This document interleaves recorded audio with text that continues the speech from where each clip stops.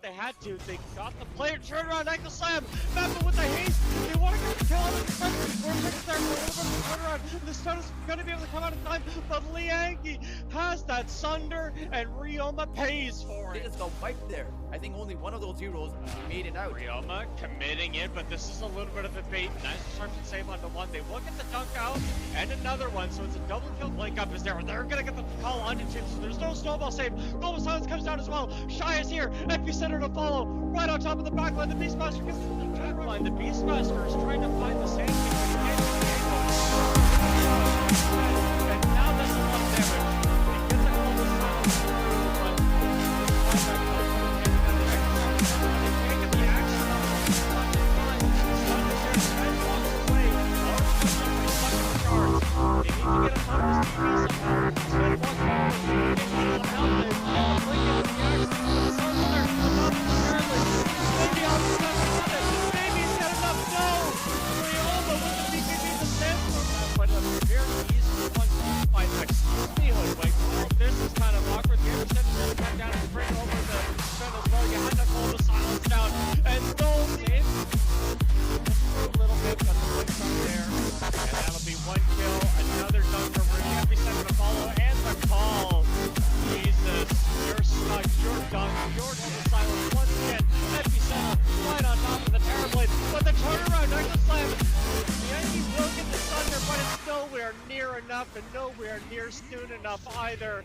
Snowball in for what purpose, my friend? They will get the blink in on top of the Bane. The heals coming out from the Coddle might not come out in time, but the fissure block is there. Really nice fissure block. Actually, the cookie comes out in time, and now the troll is here. That's going to be enough, and Sky has the ultimate down. He will end up getting it off in time. Another match gun through. They might have gotten baited by the troll here. They can get out right now. He'll be able to get it off as well, but the Yule Scepter is there. No BKB for him. So he's basically dead to rights right now, but the stuns are coming through. No BKB yet. Oh, he's so close. The Echo Slam comes out. For what purpose, my friend? All this time we were right. Here's his right to set. BKB's going to be able to come out as well. So now the trend, another damage coming through. He's got himself locked on top of that Ursa, and now he turns his attention over to the Hex of Tiny. As the battle trends going forward, the Doom is going to come down as well, so they finally get that angle. The Troll will certainly die before. Oh my goodness, the damage. He wanted to take someone down with him, though. Of course, that's up on the high ground. They won't finally get the Lycan down. They're trying to get the damage through, but he gets. Meanwhile, on the sideline, the Tiny has found an angle here, but tries coming over there with the commitment. They will get the buyback from the Ursa, but maybe not before they can kill the Tiny. That's a dead model, however. Stun on the two. Wait, no, Matru's still alive, and nothing will finally get the ultimate from the Troll World, but he's surrounded. He doesn't have any help. The buybacks from here from the other side. Echo Slam! Double Echo Slam! Comes in, and the buybacks are flying through, but the Avalanche is there.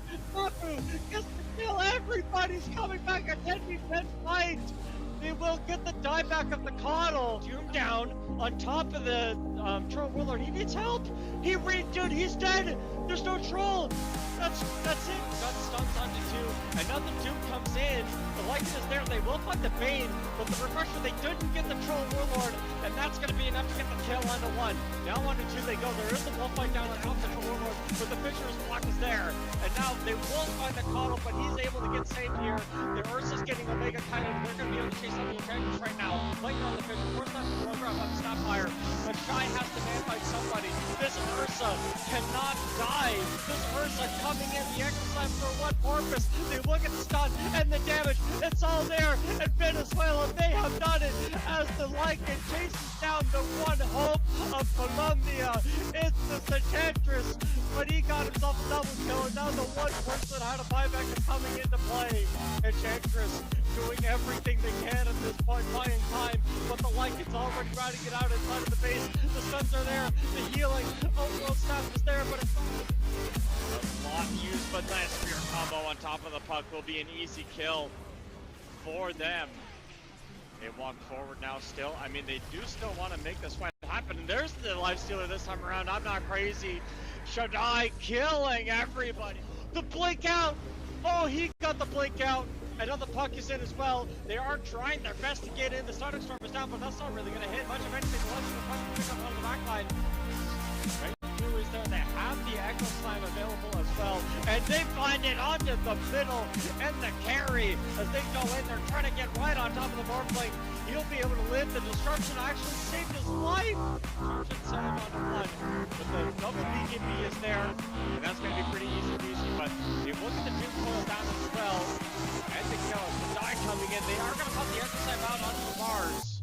The Arena Spear combo is there. Incest onto a creep just for a moment. Turns around with the damage, but that's way too much. The board blink does way too much work. Still, Nick to right Blinken doesn't get the Echo Slam.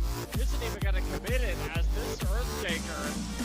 Just the BKB comes out as well. They have the Echo Slam now down onto 2 with the turnaround play. That's a lot of damage, but there's nowhere near enough follow-up. Finally, the Lightsealer comes in with the rage, walking through the portal. Oh my goodness, the damage from this Warblink just kills him when he walks in, and everybody is trying to kill everybody else, except Mr. Lenz. He got caught with the root Mapu with the right click. Oh, he's going to end up dropping here with a few more hits, but turns it around. Arbolito will grab the kill.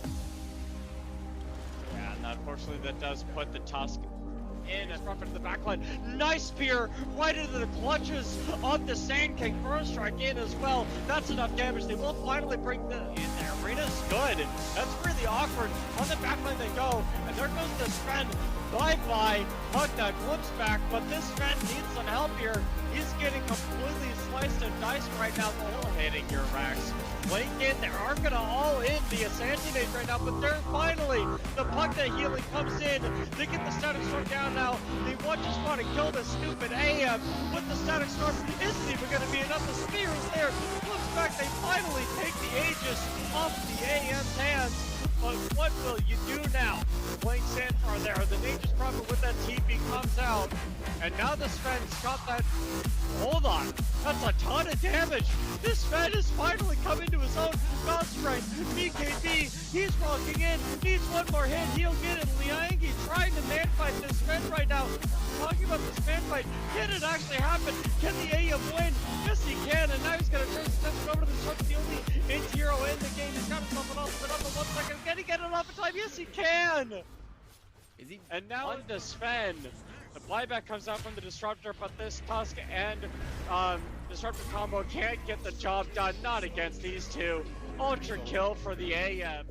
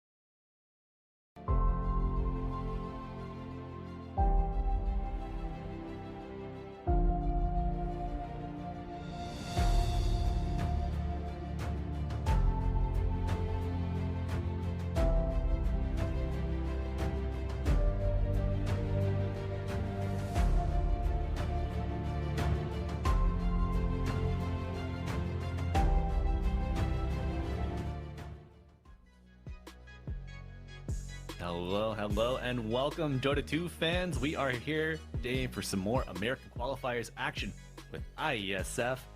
And, we have a little bit of a switcheroo today on the staff. We've got Toltris joining me today, a Malibu Jesus. Welcome, Toltris. How you doing, sir? I'm doing great. I'm really excited to see Peru compete. I know that you costed them yesterday, but I get to witness it today for myself. Yeah, Peru yesterday on an absolute tear. Took the series 2-0 against Argentina.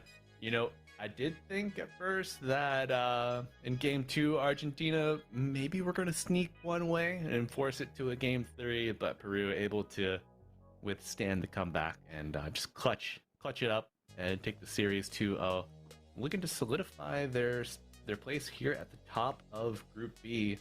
If Chile doesn't have anything to say about it, but more on that to come. Did you get to see Chile play on the first day? I tuned in for a little bit, but again, we did have a national qualifier for the Peruvian region, right? So you actually have the top 5 best players coming in to this one. The other sides don't actually have those national qualifiers, but I do see some recognizable players from Chile. You have Michael playing, so that's at least something. If it's going to be enough to beat Peru, I'm not exactly too sure, but they can potentially come up with an upset. Yeah, you're gonna need Michael and his veteran shot calling and experience to lead the Chilean stack to a win there. But yeah, Peru having their own national qualifier. Like, come on, man! Iron sharpens iron, and I mean, you have a ton of brands there ready to go. But let's take a look. Do we have our group standings? Yes, we do. So we have 4 groups. If you are just joining us and unfamiliar with the field of play here, we've got AA, Venezuela, Colombia, Panama, Cuba, America's AB, Ecuador. Oh my gosh, I blanked yesterday, and I'm gonna remember it after Canada. It is. Oh my God, help me, Toltris. What do we have here? The one thing to note is that we have Guatemala. There we go. Okay. And one thing of note. Go ahead, Toltris. That Brazil is expectedly at the top of that group number B, right? And you have Peru at the top of the group number A. We don't know if Peru will stay there because they do have their matches yet to be played. But these are two countries that have that, at least as far as Dota goes, that natural rivalry. Peruvians and Brazilians both are almost nearly at the top of that South American Dota scene, even at the biggest stage, right? For the first time that Brazilians made it into that top 6 over at TI is certainly a big achievement going their way. Yeah, absolutely heroic, storming the stage there at TI most recently. A lot of shuffling going on. But taking a look today at our daily schedule, of course, here at 2200 CEST, we're kicking off the series with Chile versus Peru. Cannot wait for this match, and that will be followed up at 0100 CEST by Bolivia versus whoever comes out on top of Group B. One thing to note though is that Michael, I actually forgot about that. Michael is on Bolivia. Meanwhile, you have 555 on Chile. Again, 555 has been competing in the scene for quite some time now, and he has been consistent at the tier 2 to tier 3 scene as well. So you will still at least have some form of good captaincy coming about. So Chile, again, same thing applies to them. They can potentially come out with the upset. Yeah, 555 playing on rosters such as Kali, Lava Esports, and then if you think way back, I think Balrogs as well. So he's certainly been through the South American gauntlet when it comes to these tier 3, tier 2 tournaments. We'll see if he has enough to get him through. I think most recently he may have played in like another series like the America's Convergence in the grand finals, and they won. His roster won that tournament. So maybe he's riding that high into the competitive season here for the American qualifiers for Iesf. But told us enough about the teams. Let's talk about Dota as a whole. How do you feel about Dota now in this post TI era? Are you depressed? Are you feeling the slump, or are you hopeful of how the game is playing right now, where it's going to go? All three, actually. I think I share I think I share in the sentiment that our beloved Ame didn't get to grab his win. At the same time, what makes me hopeful is that there is so much renewed interest in the game. The game is about to hit 1 million peak concurrent players now. Malibu, Right? that is there's just so much hype going around it. 15-year-old game almost. Like, if you don't count Dota 1, of course. Yeah. Player base growing. All the dads are returning. All the parents, coming back after TI, trying to do their part, bolster those numbers. And I mean, some nice hats to be had on the scene. I got my Earthshaker Arcana finally. I missed it in the first in the first time around. Oh, my heart. I feel complete, almost whole now. And another thing to note is that it's a lot of the other regions that did not have that much of a presence in the scene now coming to light, right? So regions like South America are looking as strong as ever. Southeast Asia, who didn't have that good of a performance, but I'm talking about the tier 2, tier 3 scene, where there are more teams coming up, more representation, and I suppose that is what IESF is all about too, right? A major LAN at the end of it all, with a lot of these players that are coming from star-studded rosters now also joining to compete over at Southeast Asia. You take a look at the biggest tier 2 to tier 3 teams, all of their players competed. You have African countries who also decided to participate, with Nigeria coming into IESF for the first time. So I'm glad that that there is a lot of doom and gloom that you can find on the subreddits out there, but I think as far as the objective metrics go, Dota shows no signs of slowing down anytime soon. Yeah, absolutely. To expand on that, Toltris, it's a wonderful topic. All of the stars go out and play at TI, and then they come back to their hometown teams for the IESF qualifiers, playing with their national squad. It's like, that's the you go out, get your big experience, and then come back and bring your knowledge home. How can you share it? How can you boost and enrich your own scene and build it up from the ground floor up? And it's that truest representation of hometown Dota, where it feels the best for me. And to expand on that point about the Reddit thread, how what one person presented, they thought their knowing of Dota was alive and well. It's a gentleman that worked in a PC shop in Southeast Asia, and he had a younger player come, and he's like, I need a computer that can run Dota. How do I help me build this, uncle, please? But looks like we might we got a roster standby coming up, so let's go ahead and learn a little bit more about our 10 players that we're going to see today. Toltris, who do we have here for Chile? Ooh, I don't actually see 555, so it's Siege on that position 1, Blay and Kezia playing the rest of the 2 cores, and then you have Shinedi and Kiech. I can't actually pronounce that name. We'll call him that KH. Is actually, We'll call him KH first today. And then I'm sure chat will share that information with us. I would have expected to actually see 555 competing, but I suppose that he may not be. At the same time, though, Malibu, we don't actually have a lot of information on these players, because unlike Peru, these players don't actually have their verified Wikipedia, so I'm not exactly sure of what kind of a matchup we will have, because IESF presents that level ground for everyone to compete irrespective of skill. But this is a roster that we do recognize. All of these players have been consistently performing, have been consistently playing for years now. You will have, I believe, Genic, who has been, or rather is picked up by the OG Latin American squad. Meanwhile, Panda, James, Adrian, and Dad, these players are not placed in respect to their position they're playing, but of course, they are very famous overall in South American circuit. Absolutely. And Yanek on the position 4, I believe he might be the new mad scientist when it comes to pause 4 play. I don't know if you caught any of the matches yesterday, but he picked up an alchemist as the pause 4, took the seed money facet, bought an urn, first item, nothing else.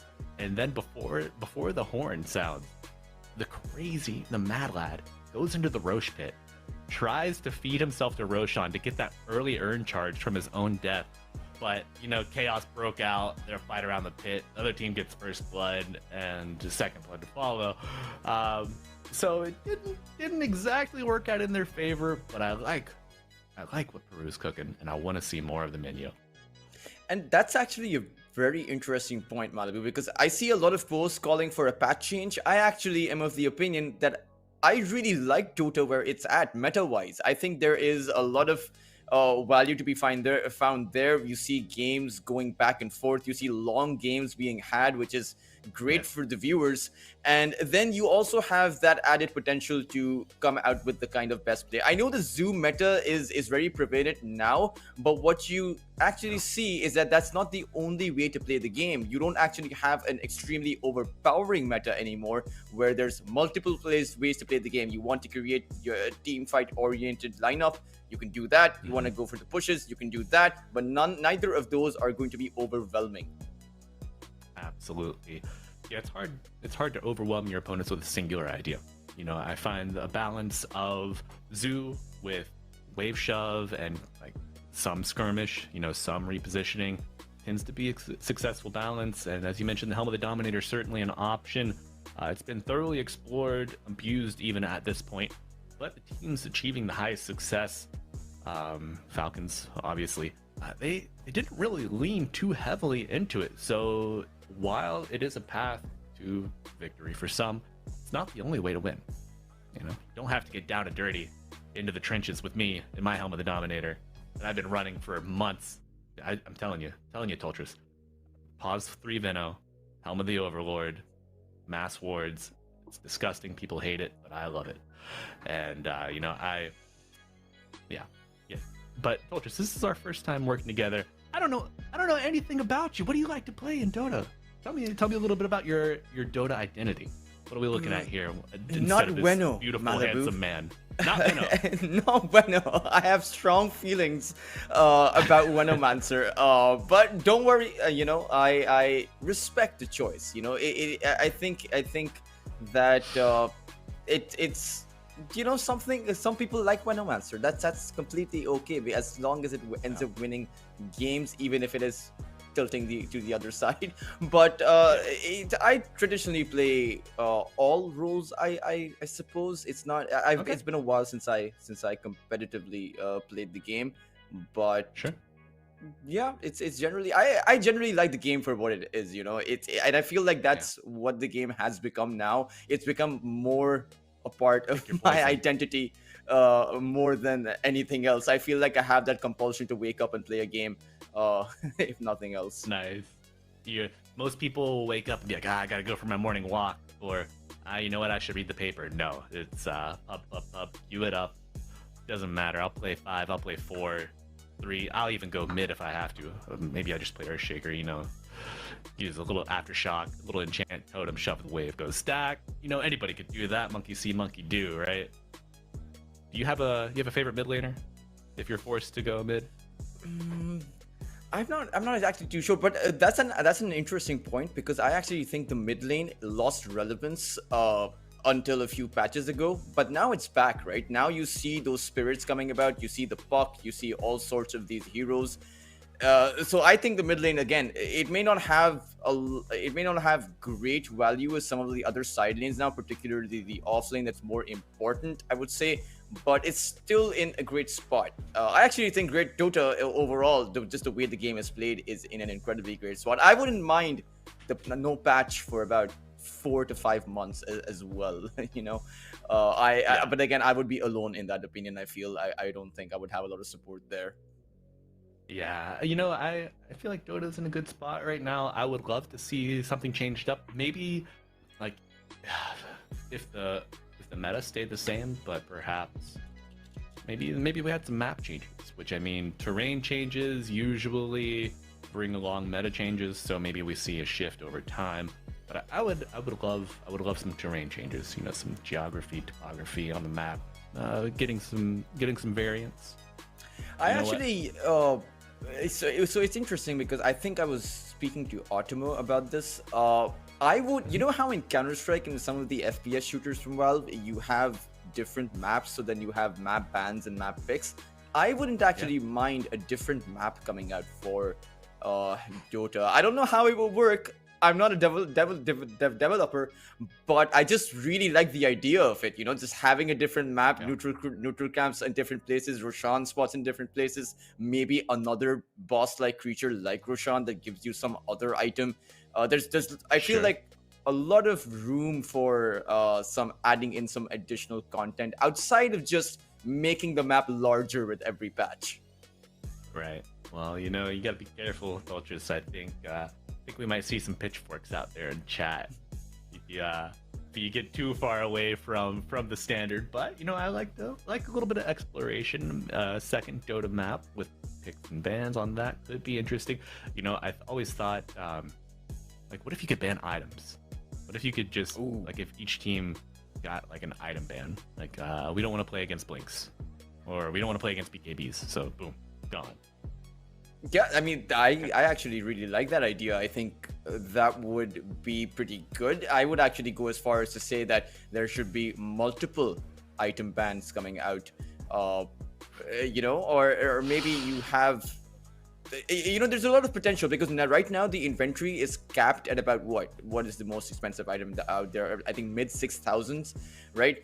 Yeah. But then you can have those ultra strong items, say, that cost around 10,000 gold or 15,000 gold, which are just overpowering, which normally you would only be able to make past that 60-minute mark. Say you may have an item that can disable the other side's Aghanim Scepter altogether, or disables the shard, right? It's obviously overpowered when I say that, right? But I suppose that's the point.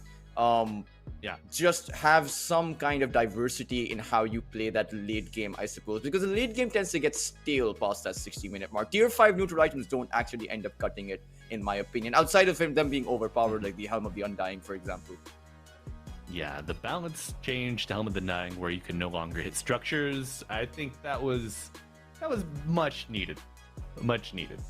Prior to that, being able to throw your body at the Ancient, tear it down, maybe you have a Wraith King with Ags, and you just keep going at it.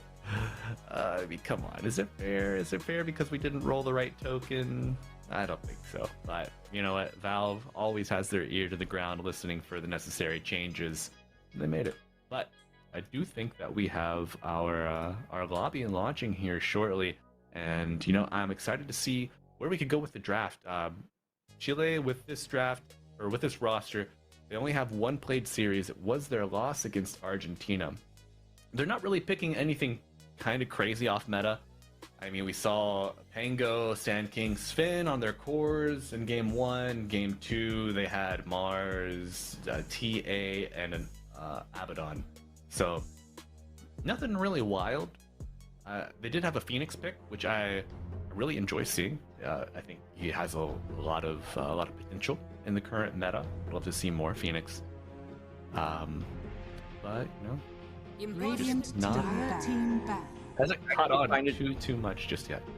Really interesting that Chile went for the punch ban, because I know that Gen X loves to play that hero, and with Peru coming or the bigger team, I would have actually fully expected to come out with punch. But it's been banned out, so Chile don't actually want to have some kind of sneaky pick against them. At the same time, going for the first pick punch ban, Malibu opens up the options to very easily grab up an S tier hero for yourself. It does. And you know, Peru, they played a beautiful Pudge yesterday. He had 7 flesh heap stacked for 7 minutes. Just impossible to take down. But you know, that does leave heroes like Shadow Fiend on the board. We also saw picked up when he was not addressed in the first round. And it does look like, okay, so Chile, they're going to get the first pick out of this. Take out the Marcy. We saw Argentina run a very good Marcy yesterday. Almost got them the game. Almost got them the dub. I'm seeing a lot of core Marcies recently, which I didn't see in TI or some of the other Tier 1 tournaments, but post TI, I've been seeing it around. And I wonder why it's not a hero that actually scales up too well, I suppose, but it's a hero that can just overwhelm most carries out there in the early to mid game, because you don't actually need all that many items. Chile, though, they will go for the Sand King as their first pick, and I think it's most likely going to be on that mid lane if you're picking it this early on. Yes, they played it mid in their first match against Argentina in their previous series. Good hero, helps you push early with the blind on the towers. A ton of damage, mixed damage, physical and magical. A little bit of control, some jump from the fog. A solid first round pickup, and Toltris to touch on that point of the Marcy. She can get involved in these fights so early. You know, phase boots, helmet dom, she's online immediately. And the early net worth on that hero is actively contributing to fights, to pushes around the map. Whereas these other carries, you know, not too many others want to get involved that early. That a Marcy might.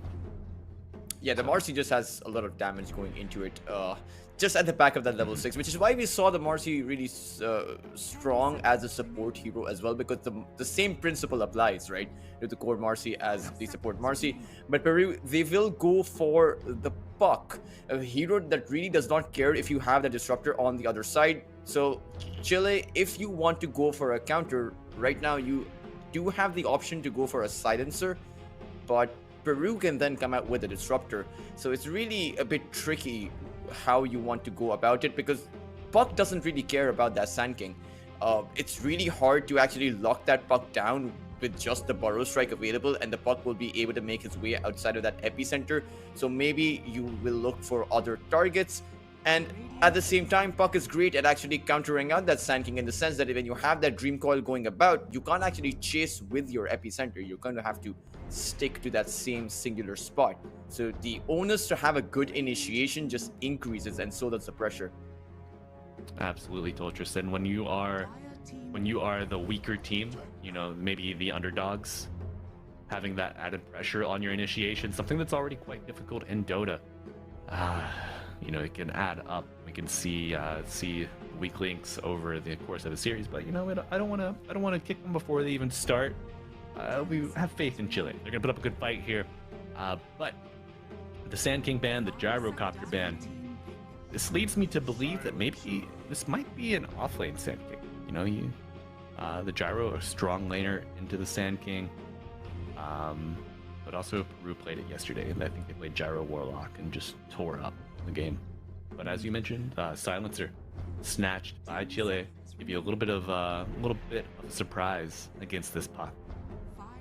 And the Pugno, right? You will have the ability to block out that life drain coming about. But the offlane Sand King, I get the idea behind the offlane Sand King, but I just don't like how it scales later on into the game, because you won't have as much farm as you would want. You can hit your Blink Dagger timing really well, but you don't want to take away too many resources to farm up for your Aghanim Scepter, as that really just hurts your team. So, I mean, if it is going to be an offlane Sand King, I hope they have their priorities right about it. I will say the laning phase with an offlane Sand King will be pretty strong, because you're coming out with that Snapfire. So at least the laning phase will be going well. But Peru are picking up range heroes. They want to actually pick up, or rather have that distance, and you can go for the Disruptor on Peru right now if you want to have your third pick as a support. Yeah. The third pick as your support here kind of shows your hand a little early on lanes. Disruptor into the Sand King, beautiful pickup. You know, it's a great way to interrupt these kisses as well.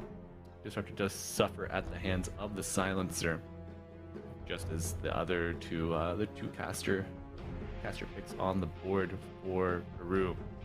But I mean, I like it. It can help get a really strong safe lane. If you get a carry that can trade well into the Sand King, you know, maybe he pops Sandstorm a little too early. You glimpse him out, gives you a lot of chase potential. Pairs well with heroes like the Ursa, the Sven. Ooh. But ooh. Yeah. Right. they come out with the Disgusting Slark. little fish, man. Yeah, it's a hero that's traditionally not really all that played, because while he does offer you a lot of snowball potential, he's kind of really weak against exactly just that, a strength-based hero like the Swen, right? The Shadow Dance doesn't offer you that much of a safety net, because you have that great cleave coming about. You have 1,000 to 1,500 damage critical strikes, so the Slark can maybe just die before he even gets his Shadow Dance off. At the same time, though, that third pick is going to be the Lycan from Peru, so their push potential is really strong right now. The Pugna's Nether Blast, the Lycan shoving in waves at the back of his helm of the Overlord coming in. I wonder if Chile will even be in a capacity to have their Swen be online by the time their towers are getting shoved in. Yeah, the early timing here could be an issue for them. Do like Lycan. That the Howl can be global, really affect farm rate of the Sven at nighttime as well. You know, anything you can do to slow down the Sven gonna be very nice. And with the Slark bonus vision at night, I feel like you pair up Puck with either of these cores, and you are going to have a potent prowling gank squad. Wolfbite as well, maybe. They ran Wolfbite. They ran Wolfbite yesterday with CK, I think, and it was devastating. And just to touch on your point, the nighttime vision, right? The information that Peru are playing with is absolutely insane, because you also have those wolves which have that natural invisibility, right? So you may actually come across a situation where you can see that epicenter coming before it ends up hitting you. So you can actually reposition yourselves. The nighttime vision, invisible wolves roaming around, this is going to be a tricky situation for the side of Chile. Even though they are faced up against two melee cores, so the Swen should theoretically do well. I'm just afraid that he may not be in the capacity to do so. It's a bit hard. Yes. Yeah. If you destroy the economy below the hero, Sven has a really hard time rising above. And you know, I see these supports. I can play well into the silencer, especially Snapfire, a little hit and miss, especially once you get your shard. You can kind of deal with the wolves with a little more ease. But that silencer is puppy chow, as far as I'm concerned. I actually saw something really interesting. Since the dominated creeps are now considered a creep hero, Lycan can actually use the wolf bite on the creep, I believe. So. And the Helm of the Overlord just gives such great stats. I believe the Ancient Black Dragon hits comes out to about 2700, 2800 HP just at the back of that Helm of the Overlord. And then you'll have that Wolf Bite coming in, and that creep can actually just solo the Silencer on his own if he wants to. Absolutely. You need a Ghost Scepter, you need a Glimmer. TP is always nice to have in your back pocket as well. But, you know, TPing away from a creep, come on, man, it feels so bad. Oh, but Chile finish off their draft with the Monkey King. So it will be an offlane Sand King. Yeah, I'm anticipating an offlane Sand King. We've seen a 4 Monkey, we've seen a 3 Snapfire. Peru ran a 3 Snapfire yesterday, actually. It was devastating. But I don't know if Chile have that bravado, that boldness to do the same. So we'll see how it fleshes out. But if I don't pick for Peru coming out, Toltris, what's your gut tell you? Something for some initiation, because right now they don't really have anything for that outside of that puck. So ideally you want multiple ways to actually initiate in, particularly because you have that silencer, right? So the puck, if he's alone with that initiation, you will just drop down that global silence and just counter initiate on the puck. So you need something like that. Multiple heroes you could go for. You could go for the Tidehunter. Mars, unfortunately, is banned out. Okay, that was not what I was expecting, Malibu. That was. I think we're gonna see a Yanek on Slark. Yep, there it is. Oh my God. Oh, it's disgusting. Toltris, the humanity. We're gonna see some chefery, some chicanery at the highest degree here from Yanek on this 4 Slark. I'm looking forward to it. But we got Wonder Kid on the mid Puck, Panda on the 5 Pugna, Adrian on the off lane Lycan, Dad on the safe lane TA. And you want to walk us through Chile's lineup here for our roles we got going on? It should just be the Swen as a carry position, Siege on the mid lane, KH on the off lane, Sand King, and then you will have the Silencer, of course, on the position 5 role. I will say that the off lane for Chile looks strong, but the Slark 4 is so good against the Swen. The attribute steal coming about, taking away his strength is just going to be devastating. And even though you don't have much in the ways of actually closing out the kill, just being able to shut down the farm of that Swen will mean that Chile don't actually have much going into some of these team fights. It's yeah, you don't want to, not a hero that you want to lose your strength on with Sven. That's going to make your farm quite difficult.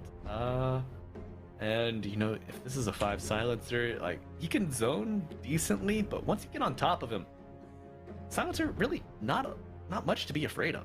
So I think Chile have their work cut out for them here in this game 1 draft. And you know what, I am excited to get in the match. And here we go, folks. We've got a game 1 versus Peru and Chile here in the Iesf America's Qualifiers. And you've got Dr. Dota himself, Toltris, joining me, Malibu Jesus, on the mic today. And we are just so happy to bring you this action. Toltris, give me your predictions. Who's taking game 1? I am a bit hesitant to actually go in favor of the top dog in this matchup, right? I think that Peru are the favorites to end up winning this, but I actually really like an underdog story. So perhaps I'll give it to Chile, even though I don't actually believe my own prediction there. Yeah, trusting the power of the underdog story, Toltris, barking for Chile. You know what? I gotta go for Peru. I think this Slark 4 is gonna be it might be a little underwhelming at first, but I think it'll warm up as the game goes. And we saw Peru as a team that can start hot, whereas their opponents took them a game to kind of get going yesterday. So I think maybe Chile gonna be in that same vein. Taking a look at the facets, anything stand out to you? I think it's all pretty much standard. Yeah. Stark actually went for the Dark Reef Stormhammer. Renegade.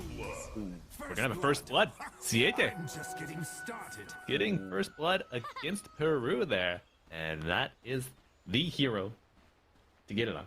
Well, Yeah. one of the heroes. It's gonna be BBQ. Good early game and- start for them. Oh, it'll be a sand. Wait, who's their offlane? Is it the Monkey King? Yeah, they're running monkey in the offlane. I'm not too sure what you can And- do with him there.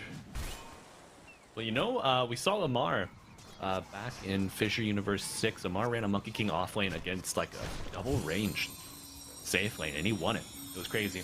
Also, That's the viewers Amar. at home, BB, yeah, I know, it's Amar. What He can ran you- he what can ran you a not do, position right? 3 Ursa against Extreme Gaming and won. Stopped the other side. Yep. That's right.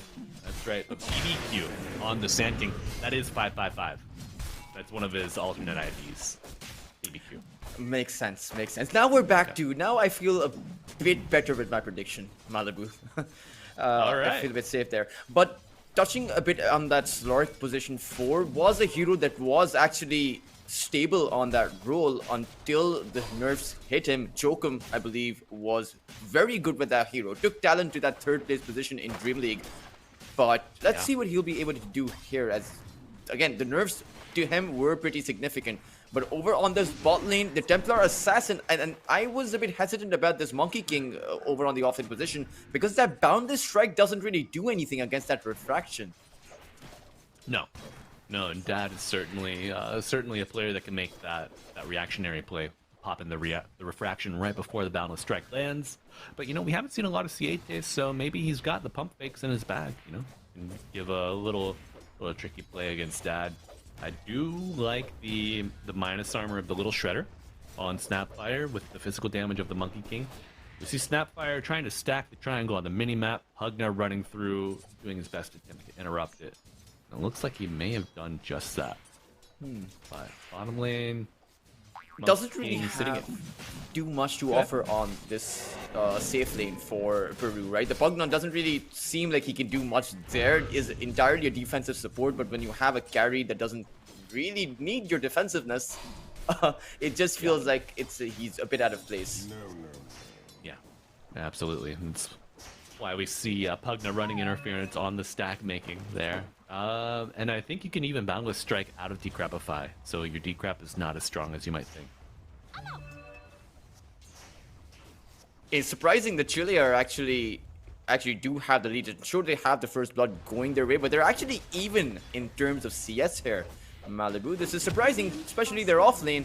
They are making sure that Templar Assassin has to hug her tower, and sure, that's at the back of this Pugna having to rotate, make space, and fulfill the position 5 objectives, blocking the other side's triangle, as you mentioned. Perhaps they can overwhelm the Templar. Yeah, you know, part of the problems with early TA. You're not going to have your early levels of side blades, so you are pretty much just a melee range hero. And I mean, we all know how well Monkey King plays into those melee range heroes. He's able to get the Jingu stacks up, able to heal. He can kind of absorb some of the extra damage from those refraction attacks as well. Because you know what? Coming down the pike, he's got those Jingu heals coming out anyway. So he can kind of hedge his bets against this Templar Assassin. But doing amazing in CS. 19-1 so far. 20-1 now, ahead of the TA. This is like a safe lane v safe lane matchup almost, it feels.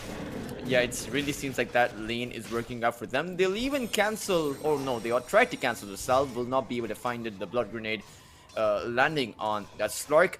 Surprising that Chile are doing so incredibly well in this laning phase. Monkey King certainly the biggest surprise for me, but I suppose there's not much Templar Assassin can do. Cyblade is level 1, or even if it's not even skilled up, he will not have the range to contest against that Monkey King. You simply can't get up close and personal. That Jingu, like you mentioned, is going to be overwhelming. It is, and we see the overwhelming pressure across the other two lanes for Peru.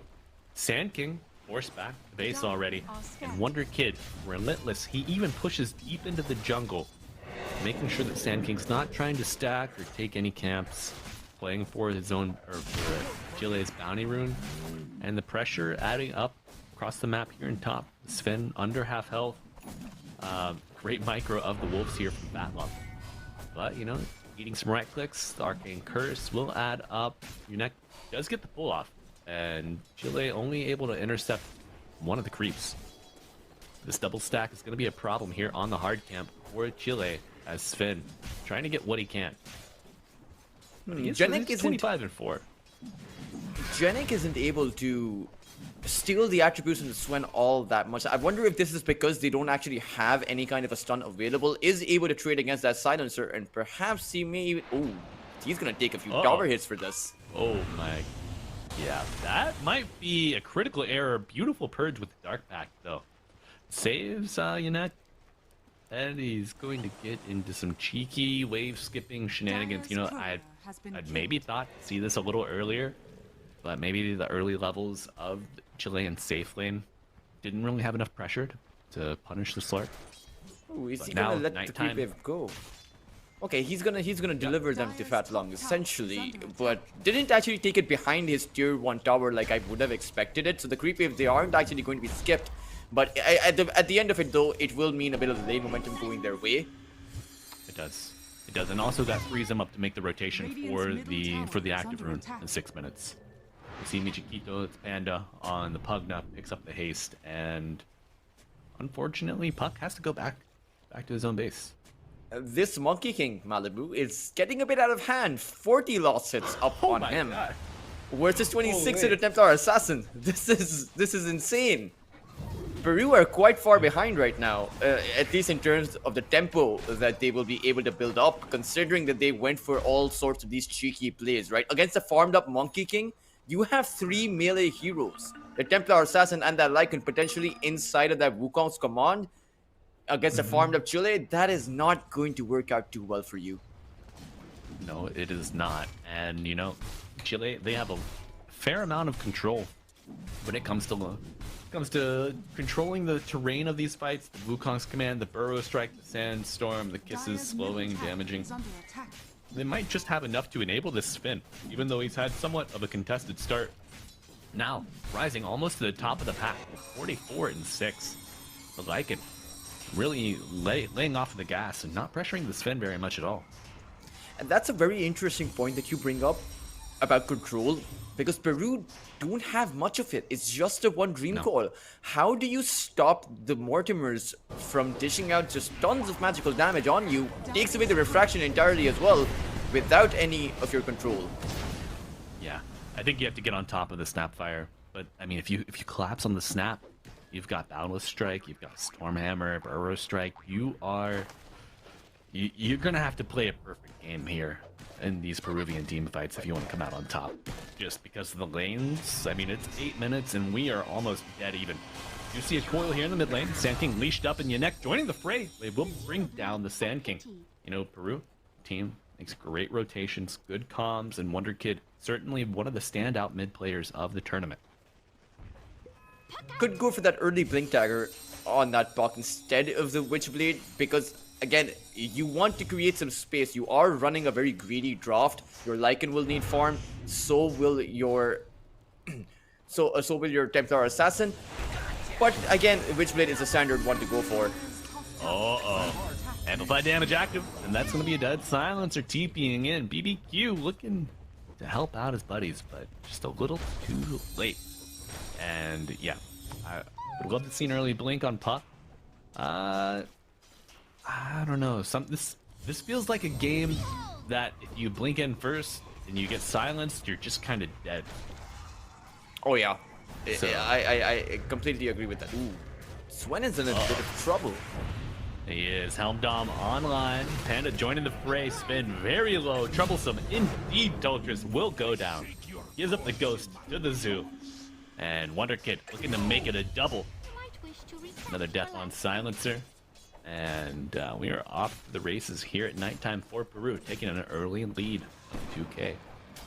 And they're not showing signs of stopping anytime soon. Janek actually wants to go on in. He gets a little too greedy.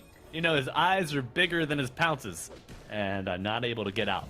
He had no one down. beside him for that one, but I feel like Peru, they are stacking up the pressure now, right? We see it on all three lanes, or at least the mid lane and the top side, as their Helm of the Dominator is now online, and this is the time to actually pressure. This is going to be crucial for Chile because they did great at lost hits, but now they need to contest. Absolutely, and we are seeing Wonder Kid contest every part, every inch of this mid lane, getting another kill. Snapfire dead as Yanek launches himself into the fray, but a double burrow strike on the two with the silence paired afterwards. He's gonna get a little bit of life, but not enough. 2 kills going the way of Chile. They fight back, defend their tier 1 tower, and they may even secure this this rune, I think. But Pugna coming down. No, Michiquito. Senor Panda takes that shield rune right away. These are very blatant overextensions that Peru are making, not really respecting the kind of counter potential, or rather counter initiation, that is available for Chile. Yannick going inside of that triangle all by himself against 3 heroes. The Puck not really respecting the burrow strike that can just devastate Peru's initiation. Yeah. We did see exhibits of overconfidence yesterday at times from Wonder Kid. And I will say maybe that could be his weakness. You know, you exploit, you bait, and then you punish. At the same time, I will say that that's what a mid laner is supposed to be like. Right. Then You need to be it's bad supposed- chesting. Uh-oh. Oh, but Ultras, this pause 5, you need a little bit more out of him. The poor guy just cannot stay alive here on the map. Another coil coming out, locking down the Sand King, but you are now in the Wukongs, and that's a diffusal blade. I believe I heard. Oh my god. Yep. This Monkey King so farmed already. Early diffusal on top of the treads. And he can take anyone down. Not even the Templar Assassin has the survivability outside of the Lycan, because he just has that max movement speed at the back of that shapeshift. But this Monkey King at the back of this diffusal blade, one Wukong's command, and anyone can fall from Peru. So perhaps what's missing from Chile is right now they're only responding to these initiations. I think they need to make moves, build space for your Swen, and push out some of these lanes so that the push coming in from Peru is not going to be as effective. And they are going to go for a smoke, so let's see what they can make from this. Yeah, Ultras, interested to see how this smoke play goes out. And to survive the Monkey King, you really need your Pugna playing on the outer ring of these fights. And with the timely Decrepify, you might be able to buy enough time for a reset and an escape. Life Drain is available on Pugna. Here we go. Opening up on a Pugna. Big burrow strike under the tier 1 tower. Goes Ethereal. Gets the life drain off. Siete getting baited onto the tower, but the Global with the kisses coming in will be enough to bring down Pugna, dead for 28. And the chase is on. Can Yanek capitalize on an overextension from the support? Yes. Puck and Sark get 1. Looking to make it 2 as Snapfire playing the tree line falls. And Peekaboo in and out. And back in again. Siete too low. Goes down. One of the top farms in the game falls, and now Fat Lung rising ahead. 6.9k, 7k net worth now. Oh, it's we got a game, Dolchus. We got a game. Yeah, they really were not expecting that Bucknell's life drain. I think they should have held that boundless strike because they had to expend that global silence for it. And once that global silence comes out, nothing is going to stop Wonder Kid from just coming inside of the team fight and turning things around. Absolutely. Yeah, great handoffs here. Great exchanges from Peru. Really seeing some artistry in these team fights. Surely Yannick is not going to grab the Shrine of Wisdom. I think he's going to do his best. Yannick the Thief trying to get here. But I do see a couple dire players coming on the minimap. So Yannick maybe reads that and backs off. Slightly preemptive on his Shadow Dance. I would have actually expected him to trade for a while against that Swen. Oh no, yeah, preemptive to say the least. And that Sand King phase shifting, but the God Strength coming out. Cookie to stun, but he's ethereal. He can't attack. What a play from Panda. And Yannick now pouncing on top of the Sven. Can Puck and Lagan put enough damage in? Yes, is the answer. 2 for 1. And you are coming out on top of this if you are Peru with the Zoo, looking to go under the tier 2. 1, can we get a second? Sapphire to fall, no Wukongs yet. Siete trying to split the difference, but he's gonna have to retreat. A little banana peel and splitting out of there. Chile are kind of collapsing right now. They have all of their ultimates, but they're simply unable to fight. They are letting Peru build up all of the pressure and just unable to respond. And this is, Malibu, I think this is going to be one of those games where the Silencer is just forced to stay inside of his base because he really cannot exit anymore. Yeah, we're gonna see some Fountain Globals coming out this game, I think. And you know what? That's okay. Sometimes that's all you can do. Get your deep vision up, play way behind your own lines, and just hope for the best. It's unfortunate, but you know, it's kind of what you are relegated into right now. That being said, your Sand King, 3 components away from his Ags. It's a long ways off, but it could be enough to kind of catch Peru off guard down the line. But I think it's going to be at least like 22, 23 minutes before we see an Axe. Unless the global, the kisses, is it enough to bring down the Puck spaceship in the last? Oh my god, the heal from Panda. Going ethereal to maximize the return. And now, return of their own. Peru going to the dire side of the map with a Dream Coil onto Yannick, in and out, and now Sand King out of life. No Wukongs yet, but you are losing your allies by the moment. They didn't commit their epicenter. They had the global silence. Sand King just went in with the Burrow Strike, and they still use the global silence, but you need to drop your epicenter. You know, it's a clear sequence of events. Burrow Strike, global silence, and epicenter. You take the puck down. He has no defensive items. Pretty soon he will. So you will run out of options once he has that. And Peru, they have their Desolator. So the Templar Assassin is now fully online. And I suppose Chile, with being so hesitant in their initiations, it's really costing them. And this lead has snowballed the other way outside of what was supposed to be a good laning phase for Chile. Even the Monkey King, he's had that Diffusal Blade for so long, but outside of making that one play with it, he hasn't really done much. No, he is not. And Toltris, you touched on this early in the draft. You were worried about the initiation team fight of Chile. And we're seeing it now.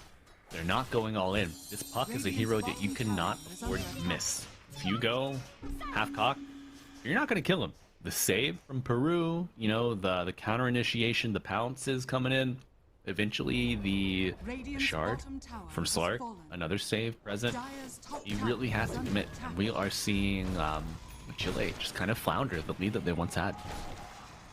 And that Aghanim Scepter, like you mentioned, Malibu, I am afraid for Chile that they may not actually have it by the time all of these tier 2 towers are pushed in, and by then it may simply end up being too late. 23-24 minutes, Peru will be on your high ground. Yeah, the early Roshan, early tier 2s going down. Gotta imagine Peru are gonna be poised to take the Tormentor on spawn. And the action just not stopping here. Kezia finds no respite in the woods. Wonder Kid claims another. 7 and 2 now on this puck. And those 2 kills, or rather those 2 deaths, by the way, were massive overextensions that were very easy to punish. Yeah. Right? Yeah, and they were early on too, before he really became the bank of Peru. You know, El Banco del Peru is like, that's when he was like kind of even with the Sand King, but now he's really far ahead. So he is a bit of a pinata. He managed to take in this puck. You're gonna get a sizable bounty. I don't know if it's in the cards for you. Uh-oh. Inek with the dust. My support is doing it all, creating kill opportunities. Just pump faking the epicenter, realizes he's not gonna have an opportunity to capitalize on it. I think he should have gone, or at least tried to go for the TP out as soon as that bounce faded away. But not really too sure what those pump fakes were all about. I suppose he was a bit confused on whether or not he could have actually grabbed himself up with the kill. But it's Chile who's carry, the one hero that has been farming away, in trouble. Yep. Sven able to get out no Yule Scepter on this Pugna. So he's able to kind of just skirt away. Won't be able to contest that 20-minute Tormentor. There's still a full 2 minutes left on this Aegis. Wonder Kid will also have that Blink Dagger in his possession, and things are very difficult. I mean, it's a 15,000 net worth advantage to 19 minutes in, right? So can't really do much right now, but Chile, they will at least attempt this with the smoke play. Oh, okay. Signs of life, maybe. Signs of hope, but Dad with the meld, he just stays hidden. Okay, revealed by the sentry. Shinide trying to go for the carry, and they do it with the global. They go all in, they get the kill. Now, Snapfire on the back line, getting pounced on by Inek, and Silencer run down by the, oh no, the zoo. You know, sometimes you want to take it to the zoo, but I think this zoo is coming to see you and your buddy. Sven, dead for 45. You lose your carry, but I think Peru are probably all smiles at the end of the day. Yeah, they're really going to be all happy about that. Particularly because this time around Chile expended everything, and that Wukong's command actually came out on no one. It was preemptive, designed to make sure that Peru can't come inside that ring, but Chile are going to get team wiped. Oh yeah. Yeah, one by one across the map. Monkey King, the last to fall, even pops the BKB, hoping for a big heal. But it's dodged. Ultras, it's dodged, and team wipe, you know, little by little, piece together. I'm afraid that even if he was able to get that big, huge heal going his way, he may have been able to come out with 1 kill, but at the end of it all, he would have still lost. And now that was a 9-second BKB that you would have ideally wanted for your high ground defense. You will not have that. Fatlong, he has an assault chorus. Malibu, we're not in a 5v5 game anymore. This is a 6v5. That ancient black dragon is an entire hero in his own right. Right. You get the armor aura as well. That's something that's often overlooked. Now, I mean, you're against a Monkey King, you're against a Spin. The physical damage also reduced from the Stinger and the eventual Aghanim Scepter on the Sand King. Every little bit counts, but they found Spin. Oh my god, Peru are just doing it all. They're taking the Torm, they're taking the Spin, and they're taking it to Chile, even teleporting to continue their aggression, trying to connect to their TA. Okay, you lose your Pugna, but I think it's just a bait in the larger scheme of things. Puck very low. This could be a turn for it. Nope. No, Siete brought down immediately as Wonder Kid on the high ground, getting the puckish regen, even eats the little shredder, but goes right back to his orb. And 4 people dead for Chile. Well, to be fair, Malibu, this game is pretty much, I suppose, done and dusted on the side of Peru. I really don't see the way of a comeback when there's been more net worth disparity than there are minutes in the game, right? 23,000 of a net worth disadvantage, 22 minutes in, you're losing, you're giving away 1,000 net worth to the other side per minute. And right now, Genic is stronger than your mid laner. Yeah. Yeah, with a Yule Scepter, with a Shard. I mean, the man, he has no mana, but I don't even think he needs it at this point. Oh, he doesn't get the kill on the Sand King, but Wonder Kid does behind enemy lines. He finds the mid laner. This is coming in. BKB popped on Siete, but a global will be enough to help bring down this pestic Slark, this disgusting fishman. But the disgusting puck still alive and well on the map. God strength on this fan, but he's silenced. Returning fire will not be enough. The AC and the Zoo come to play. Peru knocking down your face, and that's a GG call. 23 minutes. Peru taking game 1 in the series. And, convincing win. Peru trying to show that they are the dominant team here in Group B. Oh yeah.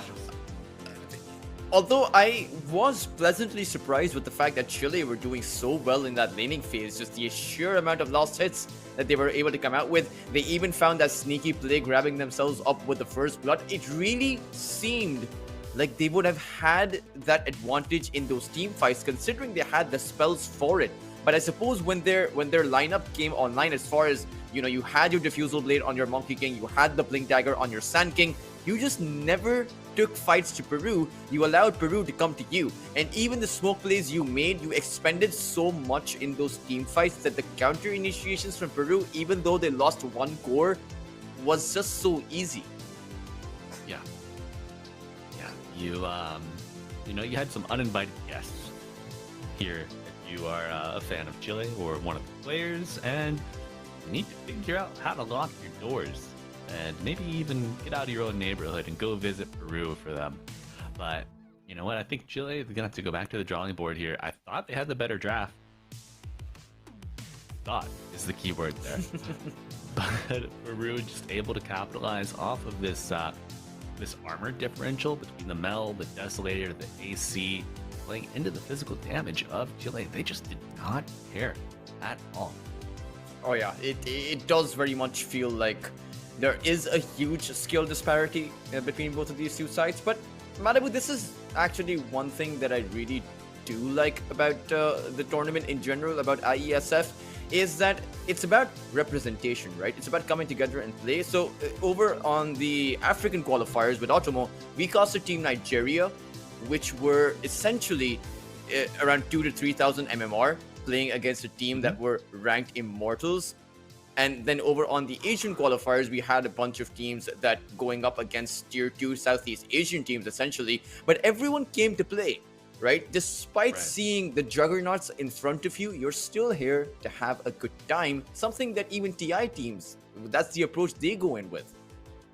Yeah, absolutely. It's all about representation, exposure, and playing for the love of the game here at IESF. And you know what? I think Chile might be walking away from this game one with a bit of a headache, but you know what? They're going to be back and better than ever for game 2.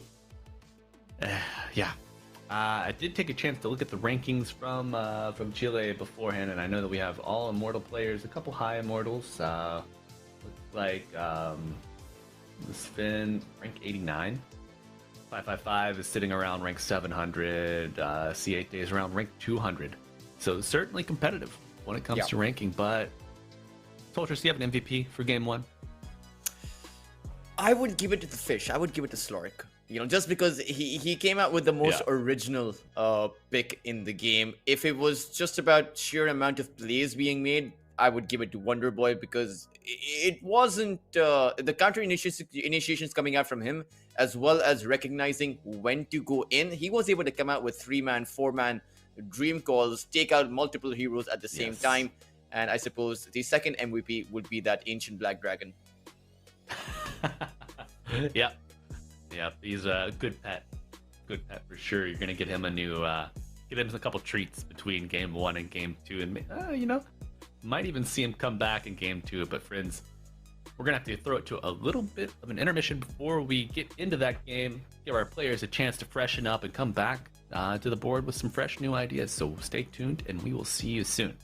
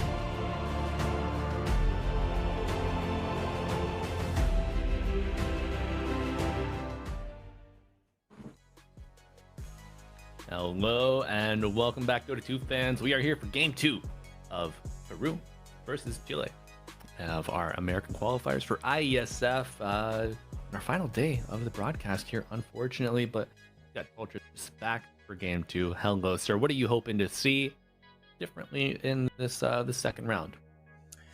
I really like the draft from Chile. I would like to see them execute it a lot better. Take the fight to Peru, right? You're able to come out with the lost hits, right? So the mechanical skill is clearly there. You just need to trust in yourselves. You need to go all in. Go in with the sequence that your lineup is designed for, right? You pick the silencer up against the puck, so you need to use the global silence against the puck. Yes. Yeah, use those spells where you need to, put the square peg into the square hole and just hope for the best.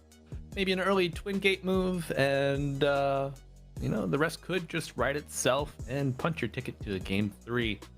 But, I think Peru are probably going to have something to say about that.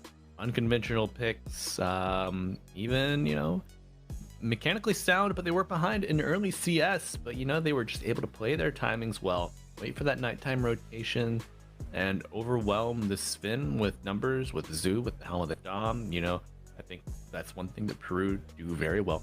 They recognize when they're strong and when to go. You need to know how to play against that if you want to force it to a Game 3 here as Chile.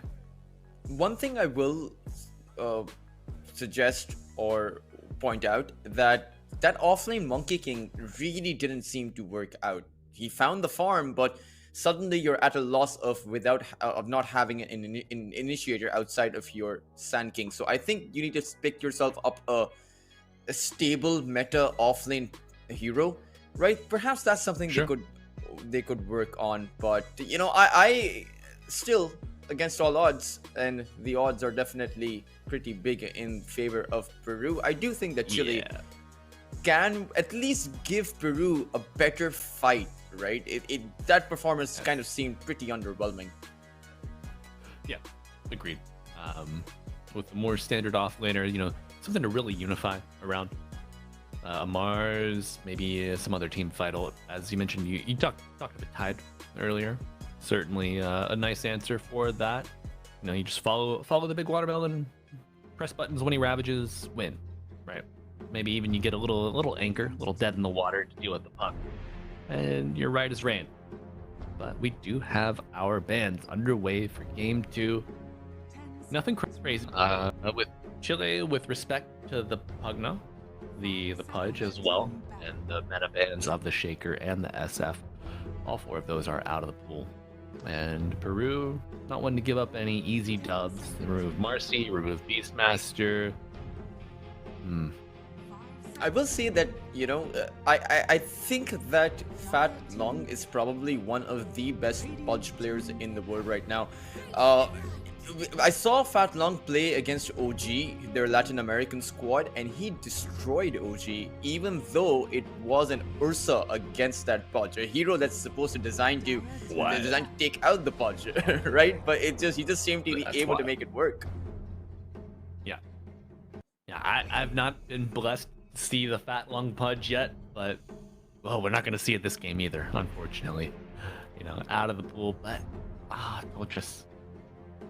Chile go back to the Monkey King. Do you think they're monkeying around? Are they going to flex this pick at us, or are we going to see another offlane? MK. I think it has a lot of flex potential, right? So you may want to wait out for some of these picks coming up from Peru. I will say that the mid Monkey King could be a better positioned hero for them. At the same time, though, Peru, they will have that Dawnbreaker, and they will make sure to actually ban out that Silencer. So the only thing to stop that Solar Guardian right now is a Nyx Assassin, but you never really want to pick a Nyx Assassin. Yeah, it feels more like you're getting put in timeout. If you're a pause 4 player and you get thrown a Nyx, you're like, well, I guess if I want to stay on the team, I have to play this now. Okay, I'll just take my medicine and hope for a more fun hero next time. Vendetta's nice. I will say Vendetta is nice. If you ever get your Ags, that's always a blast to play.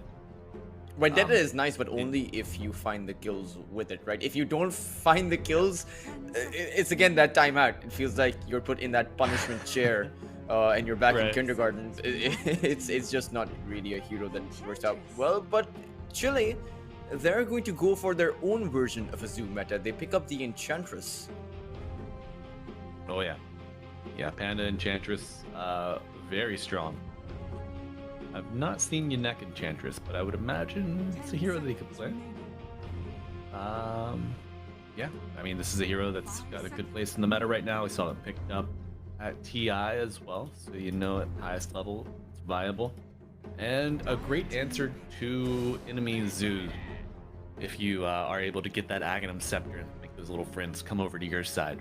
But a hero I've not yet seen here with Iesf, and another, the Bat Rider, the Oracle. All right, That's liking a this variation here. Scary amount of heal, particularly with that Oracle Shard. I don't know if you go for it because normally you don't actually get the shard on the Oracle. It's very rarely seen, but just that Dawnbreaker AoE heal, that Oracle AoE heal, that is scary. Yes, yes it is. And I was mistaken earlier, chat. Sorry. This is Chilean Enchantress, so we will not see Panda on the Enchantress. My apologies. And they're doubling down on the Zoo Tultress. Do you think, can you ever have too many summons? Not really. Not really. I feel like the more summons you have, the better. Particularly if you're doubling down on something, right? At the same time, it's Peru who don't actually have any kind of anti-push. They have pick-off, they have team fight, but nothing to actually stop that Lycan and Enchantress so far. And perhaps Chile can even go for some more push coming in. I'm not exactly too sure what that will be just yet, but Invoker, you know, a lot of these heroes like to pick up the Helm of the Dominator these days. The mid lane Invoker, the Faceless Void as the carry, who is now more and more into the meta. Yeah. Mid lane Invoker is disgusting. You get an Alacrity on that Lycan. You wolf bite your Monkey King if he's a carry as well. I can see it really coming out here. And this draft getting fleshed out for Chile. But that being said, if you leave your backline exposed, Peru have the tools to punish you. Oh yeah, Bat Rider, Jumping that's Bat Rider. followed up with that Solar Guardian is going to be insane. I wonder though if this Lycan will be able to force out that False Promise, because again, the Oracle wants to use the False Promise on one of your core heroes if they're in trouble, but Lycan can actually force it out. Coupled up with the Monkey King, you may actually be able to take out the Oracle before he's able to jump in. So it's certainly multiple ways that Chile can approach this. I'm hoping that they choose one of those ways and execute it on it properly, because the punishment from Peru is going to be there, and if you're not careful with it, it can come down on you hard at the back of that Solar Guardian.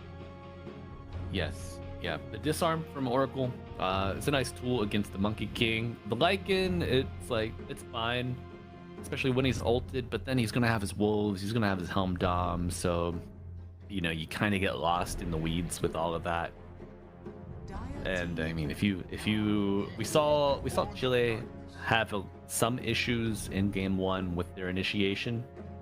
If you miss an initiation here against this Dawnbreaker, against this Oracle, it's over. It will close the door on you hard and fast. It will be mega over. But look at this Malibu. They actually pick up a Magnus, so now you will have that Empower on the dominated creep too. So it's I recently over on the Southeast Asian scene, I've been seeing a trend of picking up your Lycan plus the Ogre Magi, so you also have that Bloodlust, the plus 80 attack speed going into it. So it's it you know, all of those things do add on. Yeah, being able to throw your buffs at these heroes that really love any steroids, especially the summons. Once those auras get in the mix as well, very nice. And they're gonna, you know, Peru gonna throw the Troll Warlord as an answer to these melee cores. Now, do you anticipate? I mean, Chile, they've got flex potential across a couple heroes here. Do you think this mag is gonna be a core, or are we gonna see like a 4 mag with 3 Lycan, mid monkey, 5-inch? What's your early read on this? Where do you like to see the mag? The mag core can work out, but it's so risky because if it doesn't work out, you're going to be too far behind. Now, I will say the mag is kind of good against the troll warlord because you have the potential for that skewer, right? Just bring in the melee hero, and then you also have that BKB piercing stun, so you can just drop down that reverse polarity when a troll pops his battle trance, keep him in that position.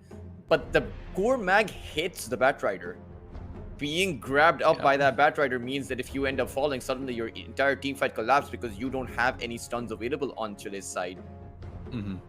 Yeah. Yeah, I would like to see. I don't know. I don't know if we have any big Yules builders available here for Peru, but Magnus hates that item. You know, he blinks in, goes for the skewer. Oh, I'm tossed into the air all of a sudden. And I mean, as you touched on, that's kind of like what the Batrider presents with the lasso, or the flame break can even really throw a bit of a wrench in the works when it comes to his initiation. Yeah. Not to mention the false promise. Yeah. Malibu, right? Because you go for the kind of skewer play, the Oracle comes out with that false promise, and suddenly you can't actually take the skewer target down. And then in some kind of a situation, the skewer could actually end up setting up the team fight for Peru themselves, because then you have that Solar Guardian that can actually drop in. So it's not all that good of a Magnus game. I'm just seeing like a series of comedies here. The troll gets skewered in, hits battle trance, just destroys everybody as a Solar Guardian comes crashing down, and then I don't know, maybe like a sniper just peeping them from afar.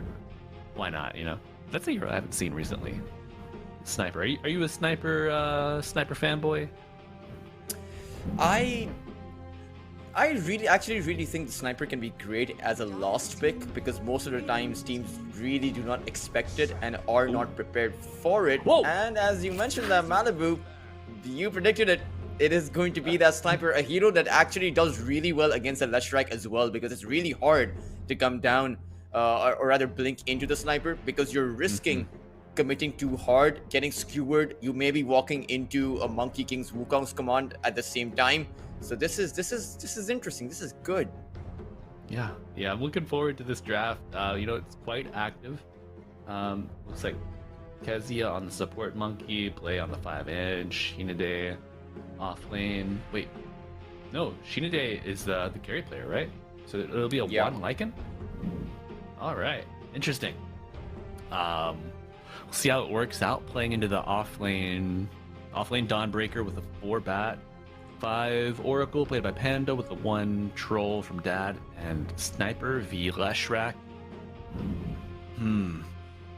I feel like if this is heavily favored for Sniper until Leshrac has gap close, and then it's, oh my god, I'm on fire, please help me. Oh yeah, so they need to find a way to punish the Leshrac, or a way to actually protect your Sniper. You really need a Glimmer Cape, there's no other way around it, and then you need some Force Staffs coming in. There's no good Glimmer Cape builder on the side of Chile, right? Who really makes it? The Enchantress doesn't like to go for it. The Magnus, you can get the Force Staff on the Magnus, but really just not the Glimmer. So either you take the Leshrac down before he's able to dish out that magical damage, just maybe throw down your RP, Wukong's command, blow everything you have. It's still hard though, because again, you'll be coming in with heals at the back of that Leshrac initiation. It's not as if it's just going to be the Leshrac. It's also that Solar Guardian. It's also that Oracle who's willing to drop that False Promise, which is a surprisingly good combination on that Leshrac, right? You don't need the Leshrac to survive. You just need the Leshrac to dish out the Edict. Absolutely, and we'll see if he can dish out an Edict of his own here in Game 2. We've got Peru versus Chile. Peru looking to 2-0 the series, while Chile trying to stay alive here in our early group play standings. And you got Dr. Dota himself, Toltris, joining me, Malibu Jesus, on the mic. And I think we're gonna have another banger here. Well, it started off with a flash last game, Toltris, but then it just kind of went to be a bit one-sided. Do you think the drafts here present for more longevity in Game 2? You do have a sniper, so you do have some good high ground defense, but last time around we saw Chile give up that first game without even contesting their barracks. So maybe, I suppose it really just comes down to how much of a snowball Wonder Kid is going to be able to have in this game. And I suppose that's the one thing that you need to avoid at all costs if you're Chile. Just don't give Wonder Kid the kind of game and the kind of start that he wants. Yeah. Yeah, you gotta discipline the kid. You gotta discipline the child. You can't spoil him, right? I love winning. At the same Now- time, I wonder how easy that's going to be. It's a lot Yeah. easier said than done. You're going. I think it's a lot of it has to come Whoa. down to your position for Magnus. Look at the jump scare. Yeah, it was a few hero sets scare me, You were doing Malibu. very well. There are a few sets in the Very game proud which of you. really freak me out. Are you afraid of spiders? I'm afraid of lizards more than I am afraid of spiders. Really? All right. So not a Snapfire fan. No. But I recently saw a set on the Axe which had just heads, like headless heads, I suppose, on his belt, which really freaked me out. I have never seen that set, but I do not want to see it again. All right. Well, no axe to worry about here in Game 2 of Chile versus Peru. And it looks like Bounty Rune's going to go 2 for 2. Yannick able to claim a little wolf bounty, too. Look at that. Can he get the second one? Oh, one more attack will do it, but nope.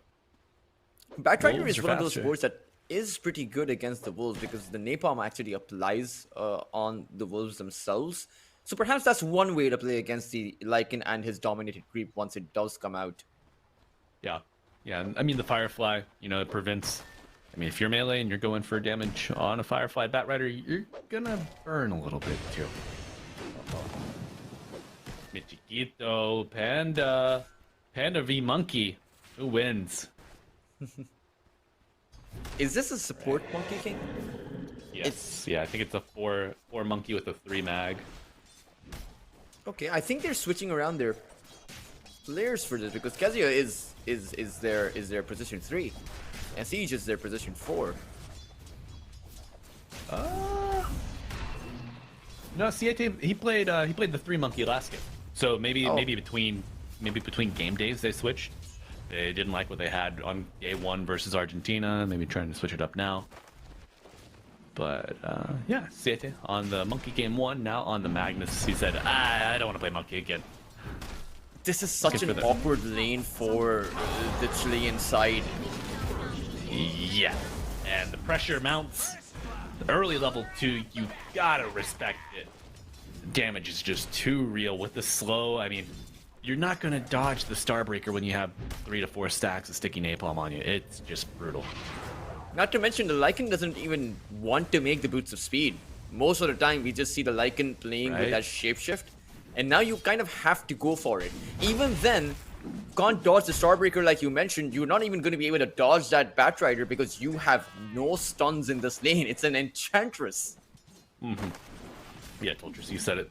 You said it well, man. Forcing, like, Dota goes in your favor when you can disrupt the rhythm, the tempo of the enemy. I mean, if you can force the Lycan to buy boots, that's not what he wants to do. Uh-oh. Oh, and Siete not able to secure the range creep there. Unlucky. Early aggression in the mid lane. Wonder Kid pops the edict and a little XP spray. I need to get that one.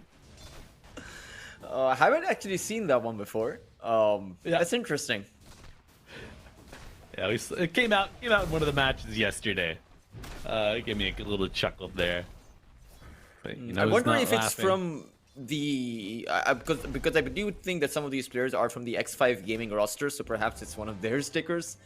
But Might be.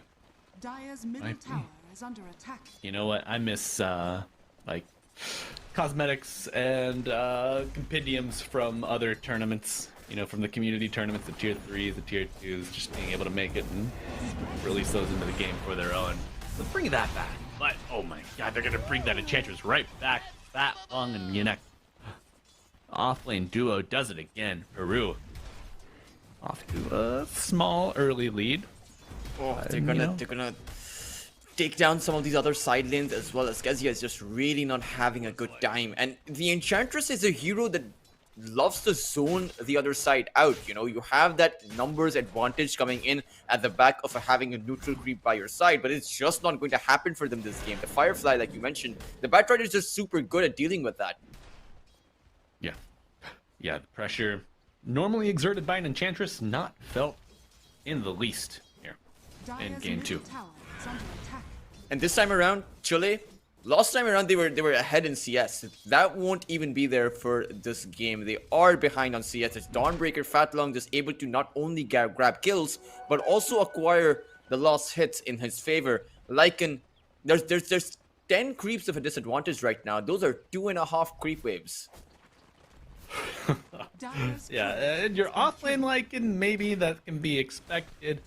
Your safe lane Lycan, it is simply not permissible. Yeah, this is a hero that's going to be hard-pressed to recover. I think they'll just...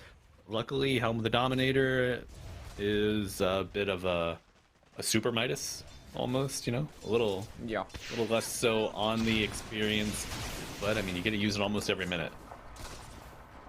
Not to mention, it's around plus 50 attack damage they're also pumping in. Yeah. So it's difficult. And then you also have an added spell, right? You can get a stun, you can get a slow, you can get an aura. You can have a lot of ways that you can use to dominate with, instead of just the first creep that you see. But right now, you have the Monkey King on this mid lane. If you go for this kill, you really have to make it work. You're also bringing your Enchantress. Yeah. Wild Wing Ripper ready to help. Pulling him back. Wonder Kid lets it rip. Found a strike with the shrapnel. Sniper doesn't even have to get in melee range. under attack. He's able to do it from afar. You know, a great kill, great momentum.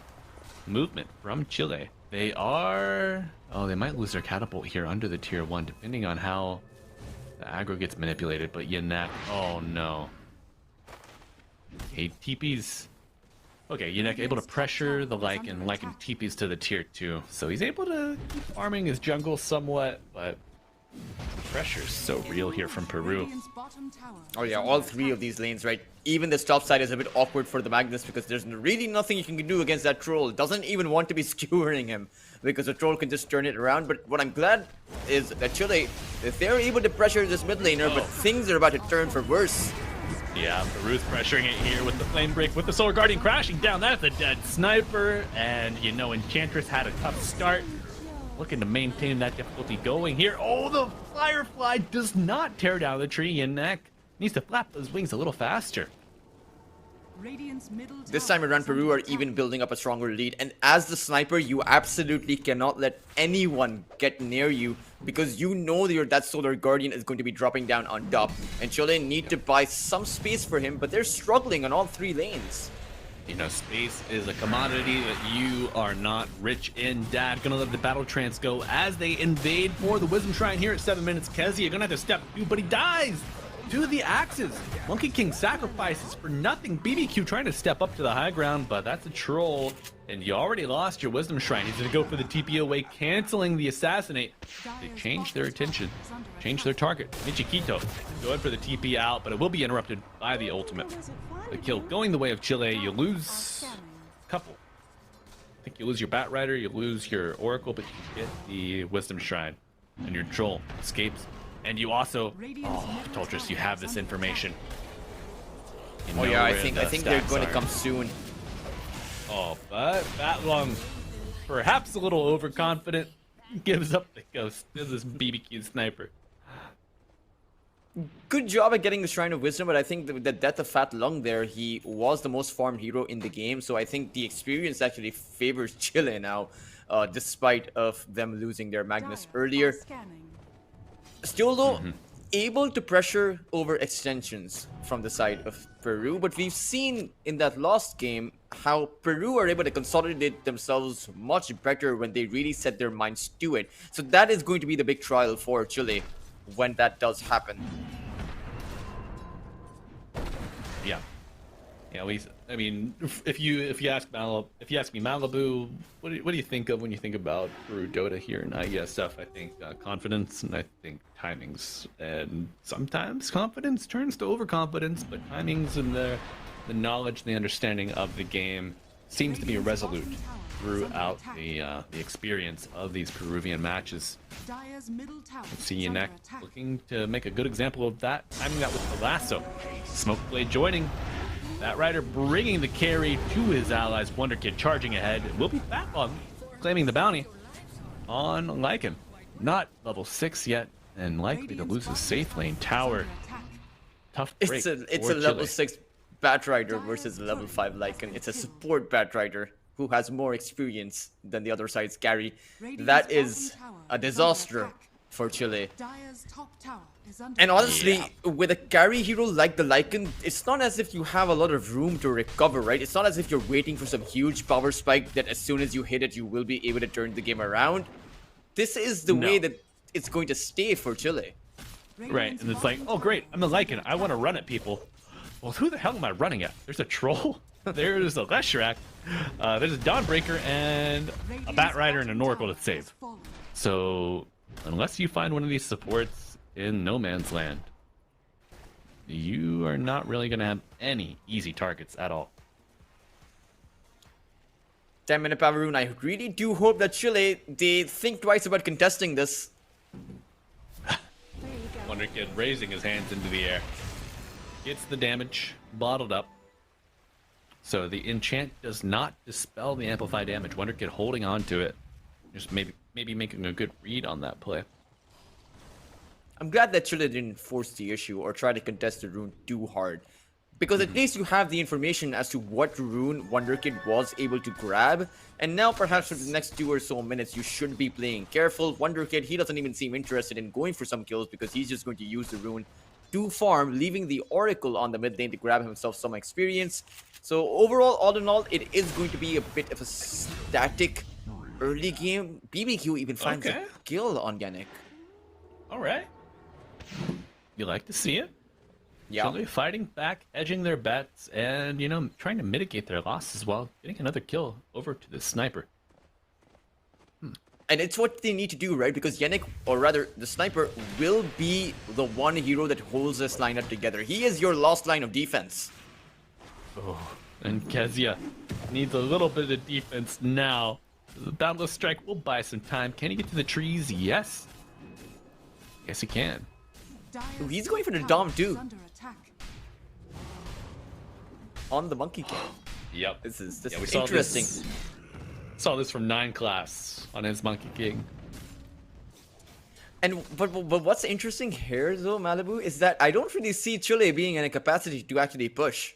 I think they're really going to struggle pushing out even these tier 1 towers because there is a lasso on the other side, and with the kind of game Yannick is having, he will have that Blink Dagger up soon. But speaking about Blink Daggers, this Magnus has one, and this is going to be crucial. You need to grab this Leshrac and take him down.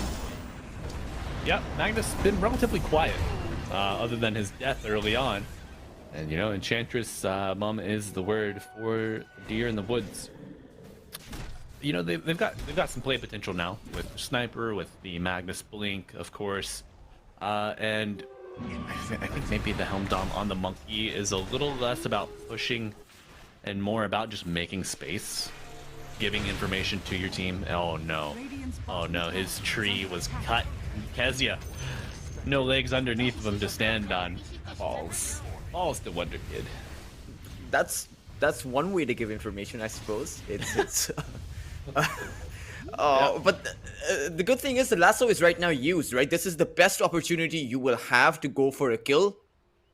But Chile, they're still being too hesitant about this. If you didn't want to go for kills, perhaps you shouldn't have gone for a Blink Dagger on the Magnus. Perhaps you should have gone for maybe an Echo Saber or something like that. But they will go for a smoke now. They have to be careful about that Solar Guardian. They do, Radiant and are also a little unexpected maybe, but feeding into the early timings of Peru, there's a Vladimir's offering on this Dawnbreaker. So an early aura to help bolster the survivability. Maybe we see this troll fight early. Oh, we're gonna see the Oracle kidnapped, brought down to the river. Solar Guardian crashing down to the channeling with the RP, grabbing 2 from the Radiant. Oh no, and Wonder Kid brought down before he can really get any spells off at all. Now that long, likely to give up the Ghost Assassinate. Cooking, will it be enough? Eventually, yes.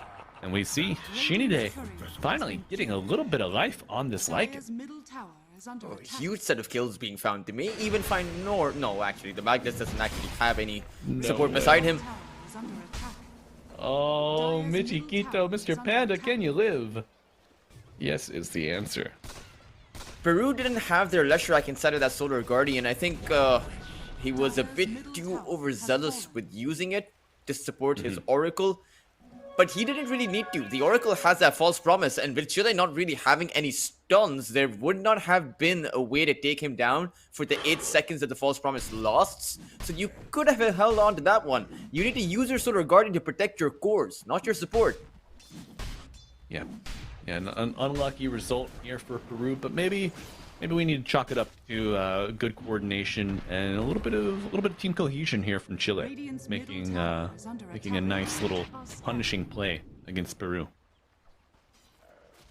At least the Blink Dagger, I mean, that debut was really good. You couldn't have asked for a better initiation there. And they buy some more time for your sniper. You take a look at his net worth. He is at that 3rd place position, almost even in comparison to the net worth of that Troll Warlord. And this is a pretty good spot for Chile to be in. They've been able to hold on to their tier 1 towers as well. So we may actually have a bit of an even game unless Peru are able to snowball. They are looking for the opportunity though, having smoked up with 3 of their heroes. Yeah, something that I'm looking towards now, Peru, and how they construct their hold of the map around this Roshan timing, around this Tormentor timing. Troll certainly able to do a lot of damage to this Tormentor, maybe even solo it if he plays his cards right. But I mean, Chile, with the reach of this Magnus, of the Sniper, with the information provided by the Monkey, the Enchantress, the Lycan, you know, it's they've got tools. They've got tools to kind of poke and prod on the map and find solutions to the questions that Peru might ask them. Oh. Ooh. That is a good kill that we found. You can transition that to a tower. He will also find the tier 1. And dare I say it, Chile may just have Peru on the ropes here. The net worth lead is barely 1,000 in favor of Peru. And you have solid ways to take down that Leshrac. All you really need is an RP and your sniper going to work on him. He has enough farm, a Maelstrom, as well as that Dragon Lance. So plenty of damage coming out from him. Yeah, Sniper's cooking. Getting the extra base damage here from the Magnus as well with the Empower. No cleave, thankfully. Glad it doesn't give him splash damage or anything on his range attacks. It's like a Gunpowder Gauntlet or something. That'd be wild. But, you know, Wonder Kid perhaps picking up a freebie. Mischief Dodge. You lose the Oracle as Wonder Kid is chasing this Monkey. Will he get to the trees? No, but okay. Link Dagger goes forward, a little off mark, but eventually, you know, maybe. Monkey gives up the ghost. Maybe he jumped off the bed a little too far, bumped his head. But Wonder Kid now under half mana, he's got to be a little choosy about what he does next. So he's not able to really connect to another fight. You know, Chile, they've maybe have some options to farm a little more dangerously. Oh, they might be able to punish Fat Long here. The Sniper is very close by, but they decide not to go for it. I wonder why. Because like you mentioned, Leshrac very low on mana, so he couldn't have actually come to the aid of this Dawnbreaker, who will have a Scepter soon. So you are losing your window. Peru will have some pretty big power spikes coming online soon. Yeah, but you know, I feel like this Dawnbreaker axe, it's a great item. Don't get me wrong, but when you crash down to the ground that early, if the enemy Magnus is very patient, he can outweight the stun, you know, and then it's off to the races. Blink RP, skewer back, let your sniper pump, and you might have an answer for this Peruvian problem of the Dawnbreaker. Oh yeah, in particular because you'll have that Lycan waiting, and just the fact that you come down so super early, the Sniper is there. That's going to be essentially additional damage that you get hit with as opposed to a delayed Solar Guardian. Yeah, and you're gonna need a prayer here to keep this troll alive. But it might just be the Solar Guardian, and now Dad very healthy, has the ultimate still controlled, will let it rip the battle trance. Pumping these axes, flying, Sniper dead, Monkey dead, Enchantress dead. Can we find the Lycan? running down Shinade. Very healthy troll and maybe a Wonder Kid with a little bit of a limp. But, you know, Peru strike back. Now, tune of a 6,000 gold lead. Look, tear down this tower and maybe go into Roche. That was the one thing I was afraid of, Malibu. It was Chile initiating on a troll warlord who can't just simply counter-initiate with that battle trance, and suddenly you will not be able to take him down. And this time around, the positioning from that sniper just was not there. He was just barely 300 or 400 units away from that troll warlord when he popped that battle trance, and they were just able to get on top of that sniper without putting in much effort. There was no lasso play coming about. There wasn't any special thing that Peru did. Even the Leshrak didn't have to blink inside too deep to get that kill. And when your sniper falls, your entire team fight collapses. Absolutely. And, you know, I'm liking this early Vlad's pickup more and more. You know, it gives Dad a little bit of extra life steal outside of his ultimate. Because right now, unless he has an enchantment on his neutral, Troll's got no life steal outside of battle trance. So, I mean, it gives that fight a little extra longevity. With the heal from the Oracle able to come out as well. Really keen play from Peru. But Chile not down and out just yet. Gonna bring down Fatlong. Though He could just TP. The skewer is used. There's no RP. Uh-oh, they got a net from Shinade's creep, and there's the boundless strike coming in. Ultimate out, and he's fine. Okay, so that's a faster TP. You know, that's it's interesting. Chile going for these kills. They even committed the shapeshift for it. Oh, not only do you miss the Dawnbreaker, you lose the Tormentor. You use shapeshift ultras as you called out. Tough break for Chile. And this Enchantress, they're just ignoring him, Malibu. The Leshrak doesn't care. No, not in the least. However, putting the Zoo army on, Oracle, but the lasso, and you lose your pause one just like that as topside. They care a little bit about the Enchantress. They bring her down there. They say, no creep cutting. This is our wave, and we're gonna push you. And that's the problem with transformation heroes, right? Particularly the Lycan. Because, again, does not like the boots of speed, so he won't actually have those movement speed items coming about. So when his shapeshift is down, he is so vulnerable for the taking. Oh, yeah, vulnerability appearing here for Chile across multiple heroes. Kezia, though, able to get out. No interrupt, no lasso for the TP. Transformation heroes. B on that Magnus, and I don't see a way where he can actually stand and fight. I think his only purpose in this game is to land that RP and potentially that skewer. So perhaps he should have gone for more utility items. I know it's not the build for a core Magnus, but I think it's the kind of setup you need. Everything on Chile's lineup should be designed to play around that sniper. Yeah, I'm thinking maybe the BKB just gives him a little more longevity. That way his sniper can pump damage. Oh, what a dodge. Wonder Kid goes ethereal. Doesn't take any physical damage, able to blink out. But now a lasso matched with the RP. They get the bat, they skewer the troll. But I think Dad's gonna have something to say about that. Still has the battle trance and the Aegis available. Is he able to gap close? The Solar Guardian will help him out, and he stays alive, healing up through it. Gets on top of the sniper, brings him down, dead for 50. And Chile scatter. Oh no, Shinade, not like this. Your team actually made somewhat of a move, but you give up the ghost. Wolf is at your door, and you just kind of tell him to go away. Again, it's the positioning from that sniper is really not working out. He was literally poking your troll there, begging for that response from that troll warlord. And when the response does come, you have no way to fight around it. The RP was used, like you pointed out, and you don't have a single stun outside of that. Outside of the boundless strike, which is barely a stun, right? Less than a second of it. And you can't hold the troll warlord down without your RP. No. Oh my god. Where is that? Deep inside of the face, man. He doesn't care. He just wants the Magnus. He's got the Aegis to spend, and I mean, who's gonna punish him? Maybe Sniper? Oh, okay. Oracle though lends a helping hand. Radiant's top tower We'll heal has him up. fallen. Yeah. And suddenly, right, it's that mid-game timing for Peru that just constantly seems to be working out for them, or perhaps the better phrase would be, they make it work really well. They are able to recognize just how strong they are, how they want to be going in for these team fights. Is under attack. And Chile, that's something that they struggled with in game number 1. That's something they'll continue to struggle with. But the one thing that I would like to see, Malibu, is them stick it out this game, because BBQ on that sniper is one of the best heroes to defend your high ground with. Yeah. Yeah, sniper high ground.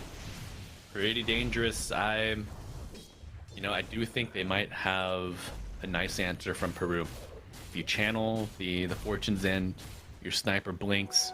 Even if he misses the lasso, that route from the Fortune's End gives your Dawnbreaker and your Leshrac an opening to find. But you know what? By that time, you're probably already around T4s in Chile's base.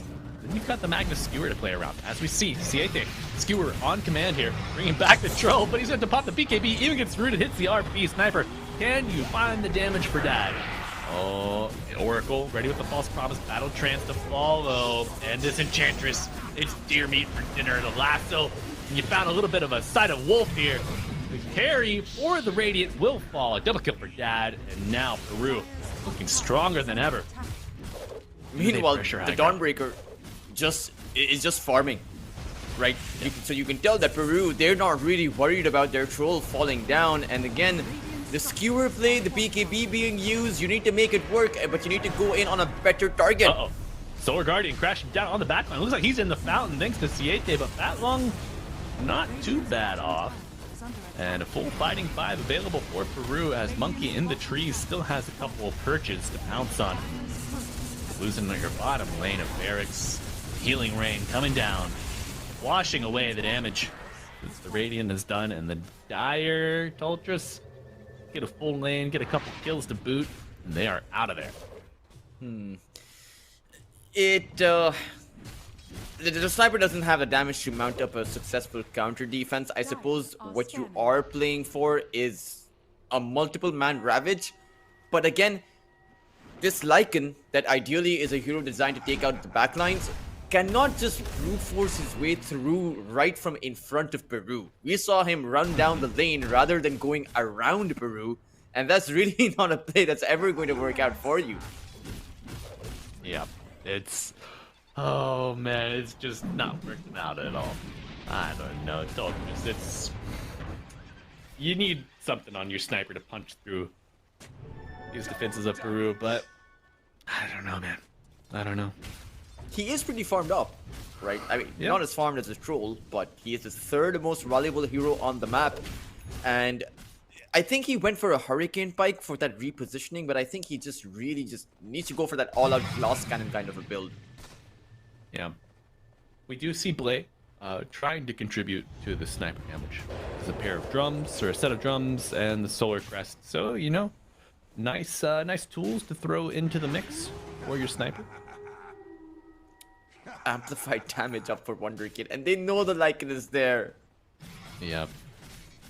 He has used his ult to maybe just kind of be a little more speedy, push these waves out, farm what he can, but now, you know, no shapeshift available. And yet again, they're going to go for a smoke play.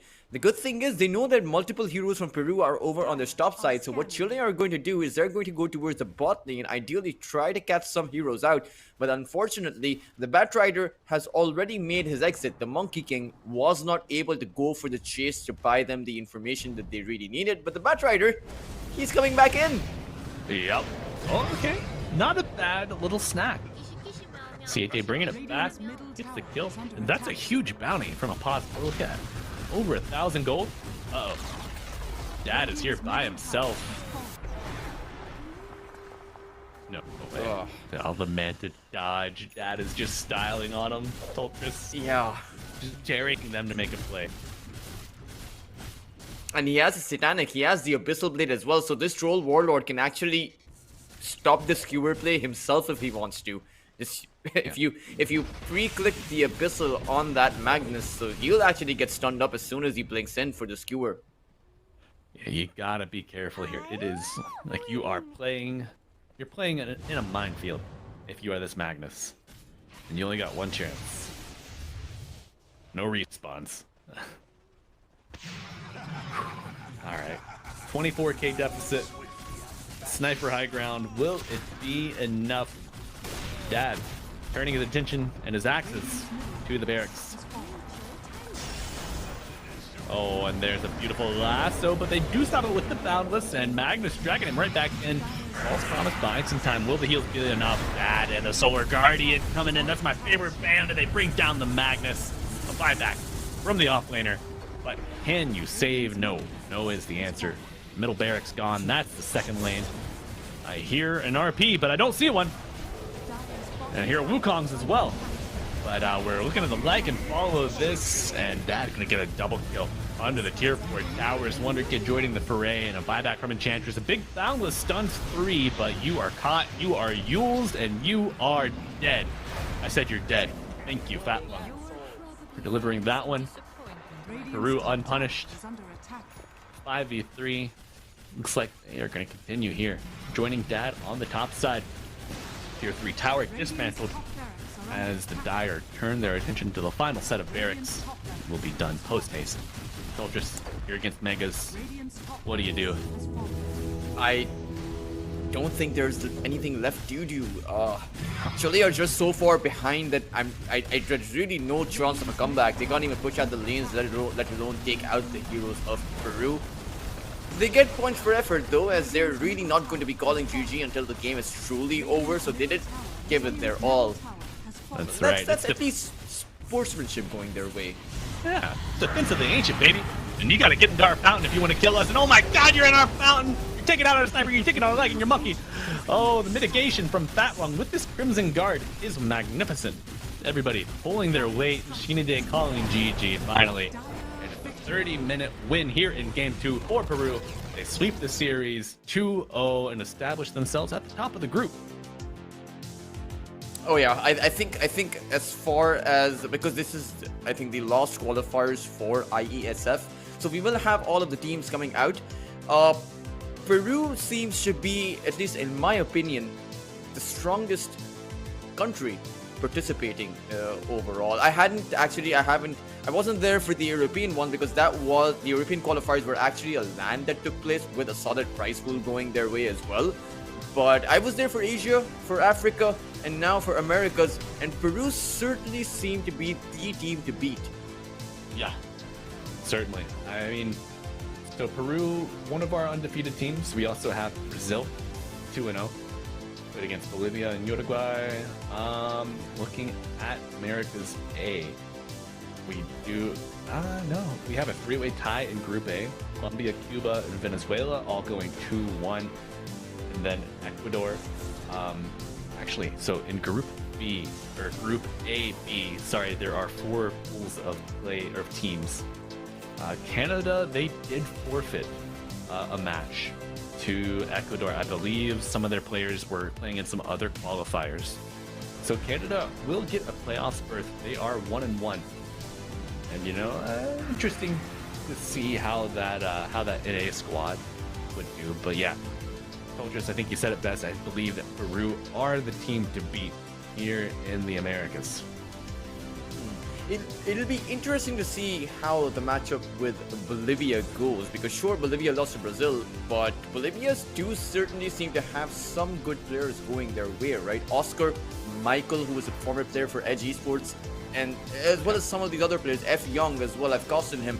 So this is going to be a good team. I certainly do think that Bolivia will give Peru a run for their money, and perhaps even a run for the qualifying spot. Yeah, absolutely. And these highlights, man, just Peru putting on a masterclass. Over and over, you see beautiful team play, catches, punishing, and fountain dominance here displayed by Dad and crew. It's surprising the amount of synergy that a lot of these players are able to come up with, because all of the players from Peru, as far as their Dota 2 rosters go, they are coming in from just different teams. I think the players here are coming in from 3 to 4 different Dota 2 teams all together. Just the fact that they're able to play so well really is something to commend them for. Yeah. Yeah. They are meshing together quite nicely. And man, just excited to see if Peru can keep their streak of dominance in the playoffs, or if we will see someone else rise to the challenge. You know, we've seen these lower bracket teams make runs, kind of improve as the matches are played. Chile might be one to play the role of spoiler in the long term, but I don't know, man. It could be anybody's game when we get to playoff time. Oh yeah, it is a single elimination playoffs as far as I know. So there's really not going to be any room for error, right? One series you lose and you are going to be out, as both of the semifinals have really strong teams. It's Brazil on the other side and it's Bolivia on one side. So whoever makes it forward is going to be, at the very least, a very deserving team to come out of it. I honestly can't tell who's going to win though, because I know that Peru, fan favorites, right? Probably the strongest teams as far as player rankings go, but I can't discount the others because records were made this year, Malibu, right? Brazilians for the first time made it into top 6. First time Nicaraguans made it into the top 6 as well. So it's a lot of records that were made, a lot of storylines that were also created. The underdogs performed really well in this TI, and I believe in the top 8 you had 4 non-European teams actually make it. So the rest of the Southeast Asian, or rather the rest of the international Dota 2 scene outside of Europe is on the rise. Absolutely. Yeah, Dota 2, a story of underdogs, you know, in the hearts of many out there, and we're going to see it play out right in front of us here on the rest of the Iesf qualifiers. We do have one more series to bring you later this evening, but with the haste that Peru displayed their dominance, we do have a bit of a long break, and we are going to throw it to that intermission. So you got a chance to go out, get you a little walk on, get you a meal, and tell your friends to come watch round 2 here in about how long do we have production? 73 minutes. Woo! 73 minutes till the next round. I know I'm gonna get me a little cup of tea, and I'm gonna give my folks a call. How about that? But Toltris, anything before we go? I really appreciate some of these teams, despite knowing that they don't have that good of a chance against the bigger countries out there. I really do appreciate everyone coming in to try and give it a shot, particularly because quite a few of these teams give forfeits, right? But I don't want to see forfeit. I don't care, right? How good of a chance you have in the game. Just come out, have fun, gain some experience, you know, and just have a good time. Absolutely. Put your best foot forward here in the land of Dota 2, and we'll see you when you step to our second series of the day in about 70 minutes, folks. Enjoy your break.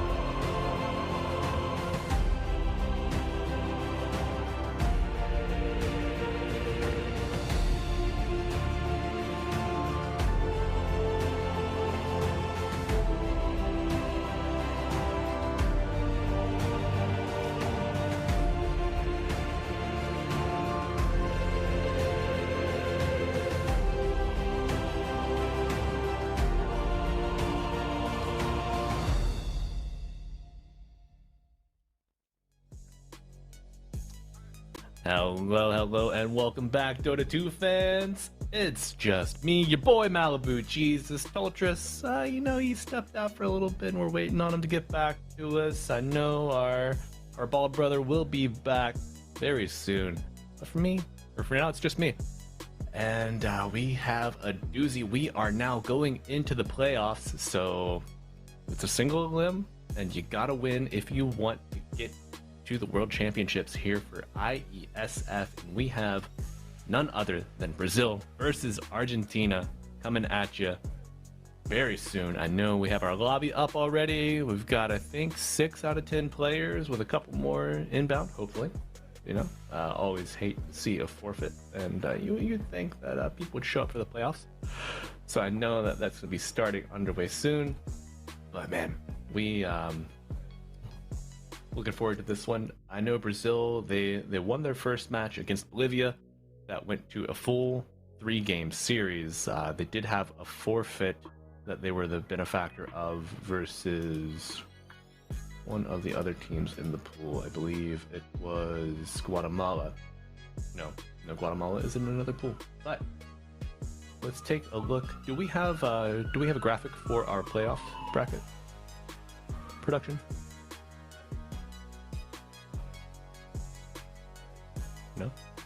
No, we don't. Okay. And stand by for what?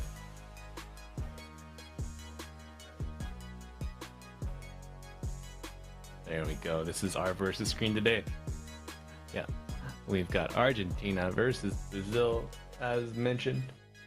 And we got some notable players on both sides of the coin today. We're going to take a look at those rosters right now. Coming up for Argentina, this is the team.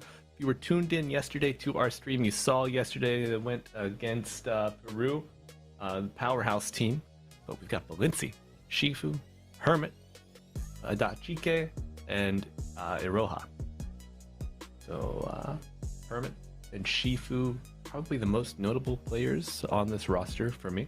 I've cast them before in a couple of SA leagues or America's leagues. They are the anchors for this team. Valenci did play a very good Ursa game yesterday. Looking to see more of that today. And let's take a look over at Brazil. The top team in the pool here. We've got Mini, Yanbura, MNY, Scaff, and Arms. So quite a team here gathered from our Brazilians coming off. Well, it's not the same roster, of course, that participated at TI, but their fellow countrymen looking to make a name for themselves here in the IESF American Qualifiers. Got to respect the hustle coming out on top of the group 2-0 and looking to punch their ticket to the grand final.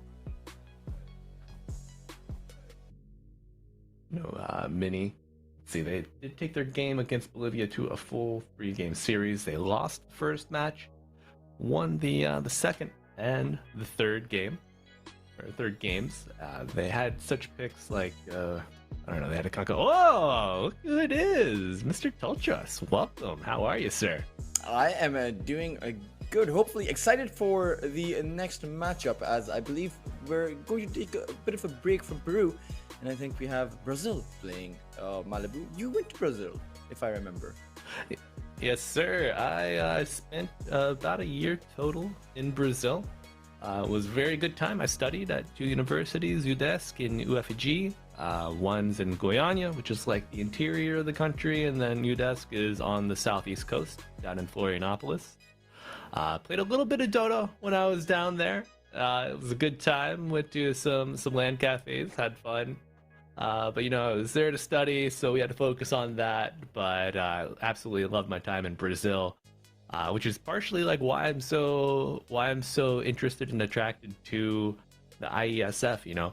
Just this multinational, just conglomeration of competition here for Dota 2. I love to see, the pride that people represent their countries with, and the bonds that can be forged through something like esports. It brings people together.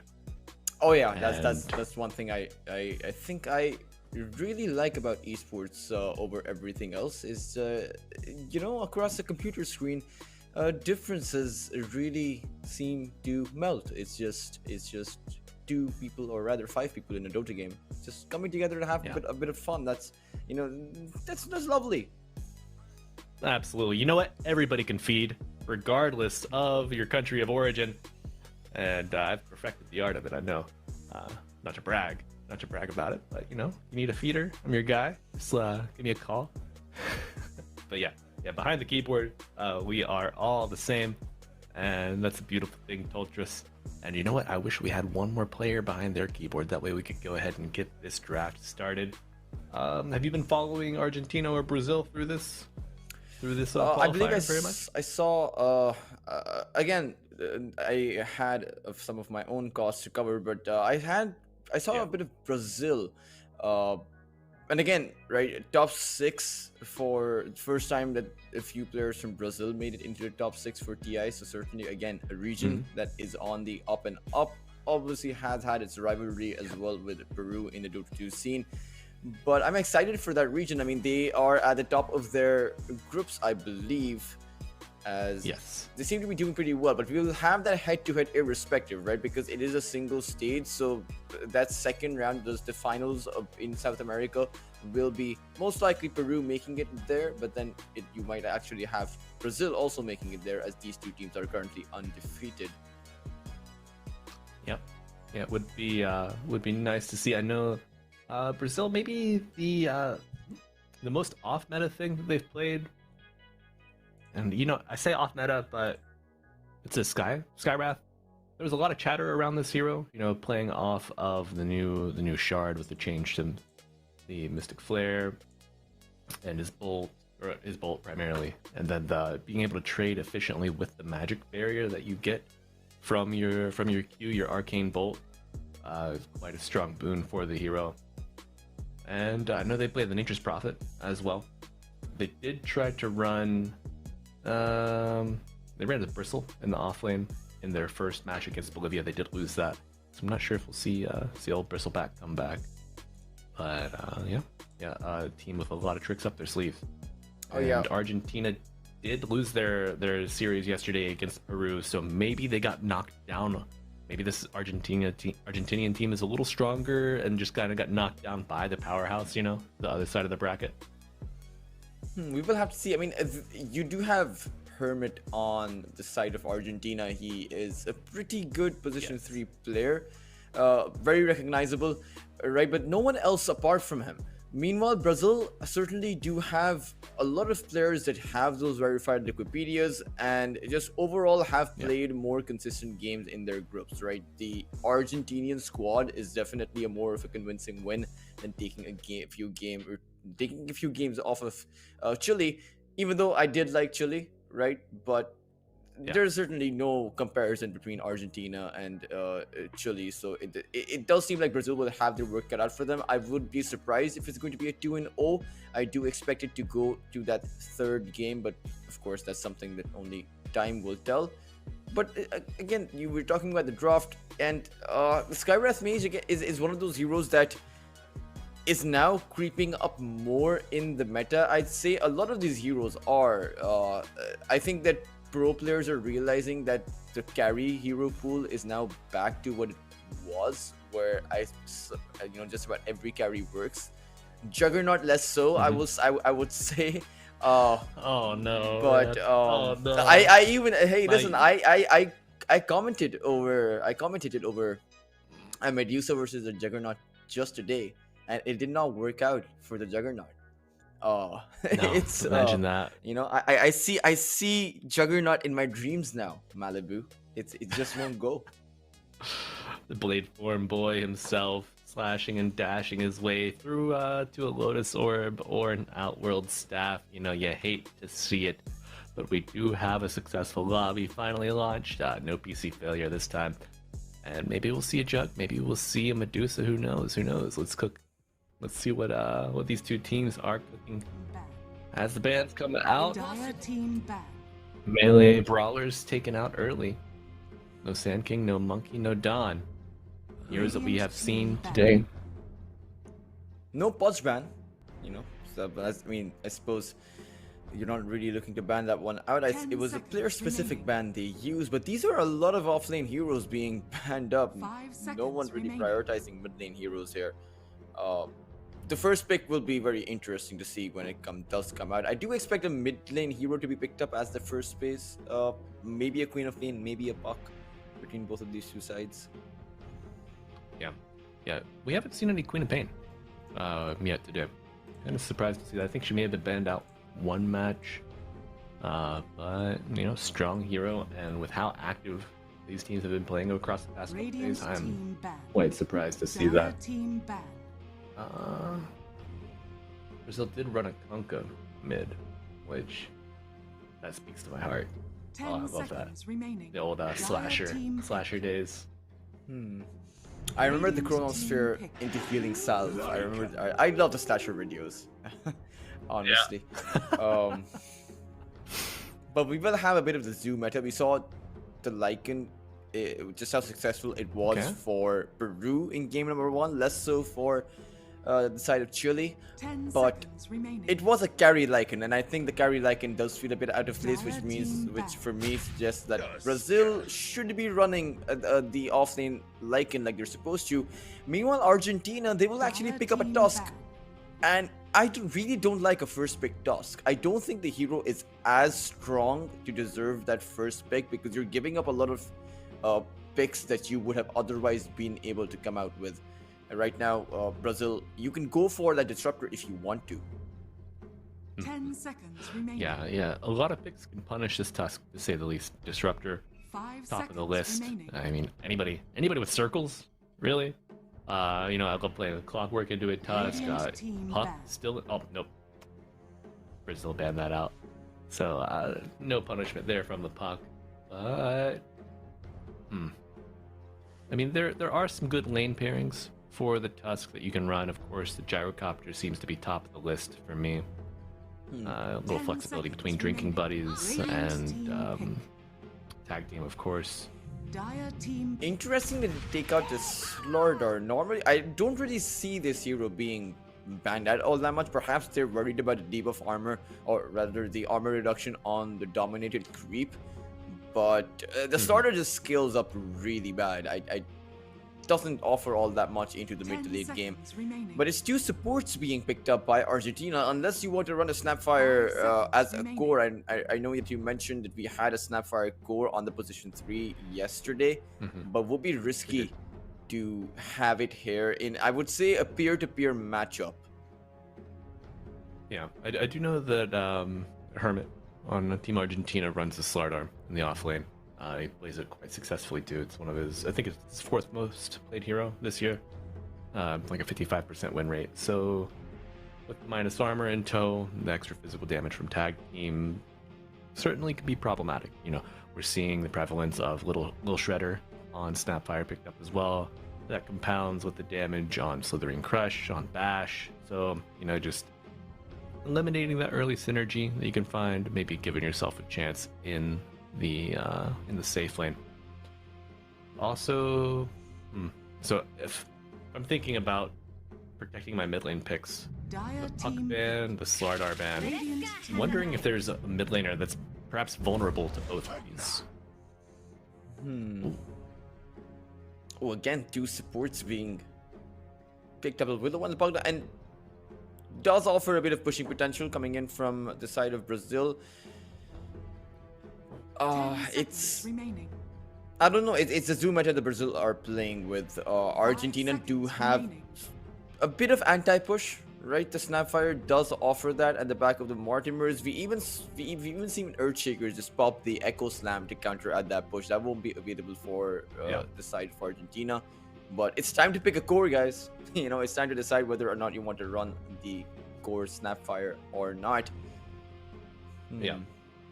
I mean, the core Snapfire worked out beautifully for Peru yesterday. And I think, was it paired with a Tusk? I mean, it's certainly like a peanut butter and jelly style lane combination. Does the Shredder work shards. with the tag team? Yeah, I think so. Radiant team It's pick. sinister, and if not, I mean, if you go with drinking buddies, you just get that plus damage on top of your shredder. And Muerta, making good use of that drinking buddies damage buff as well. It is serious 10 once you get seconds those remaining. gunslinger procs going. 5 seconds remaining. This does mean that it's either going to be a core Snapfire or a core Mortar, right? You really kind of have to go for that. And in this kind of a Or- scenario, I would actually prefer the core Mortar. Yeah, Dire it team could be a throwback to the days of 9 from Tundra with his Tusk mid. You know, it's something we have not seen in a very long time, perhaps rightfully so.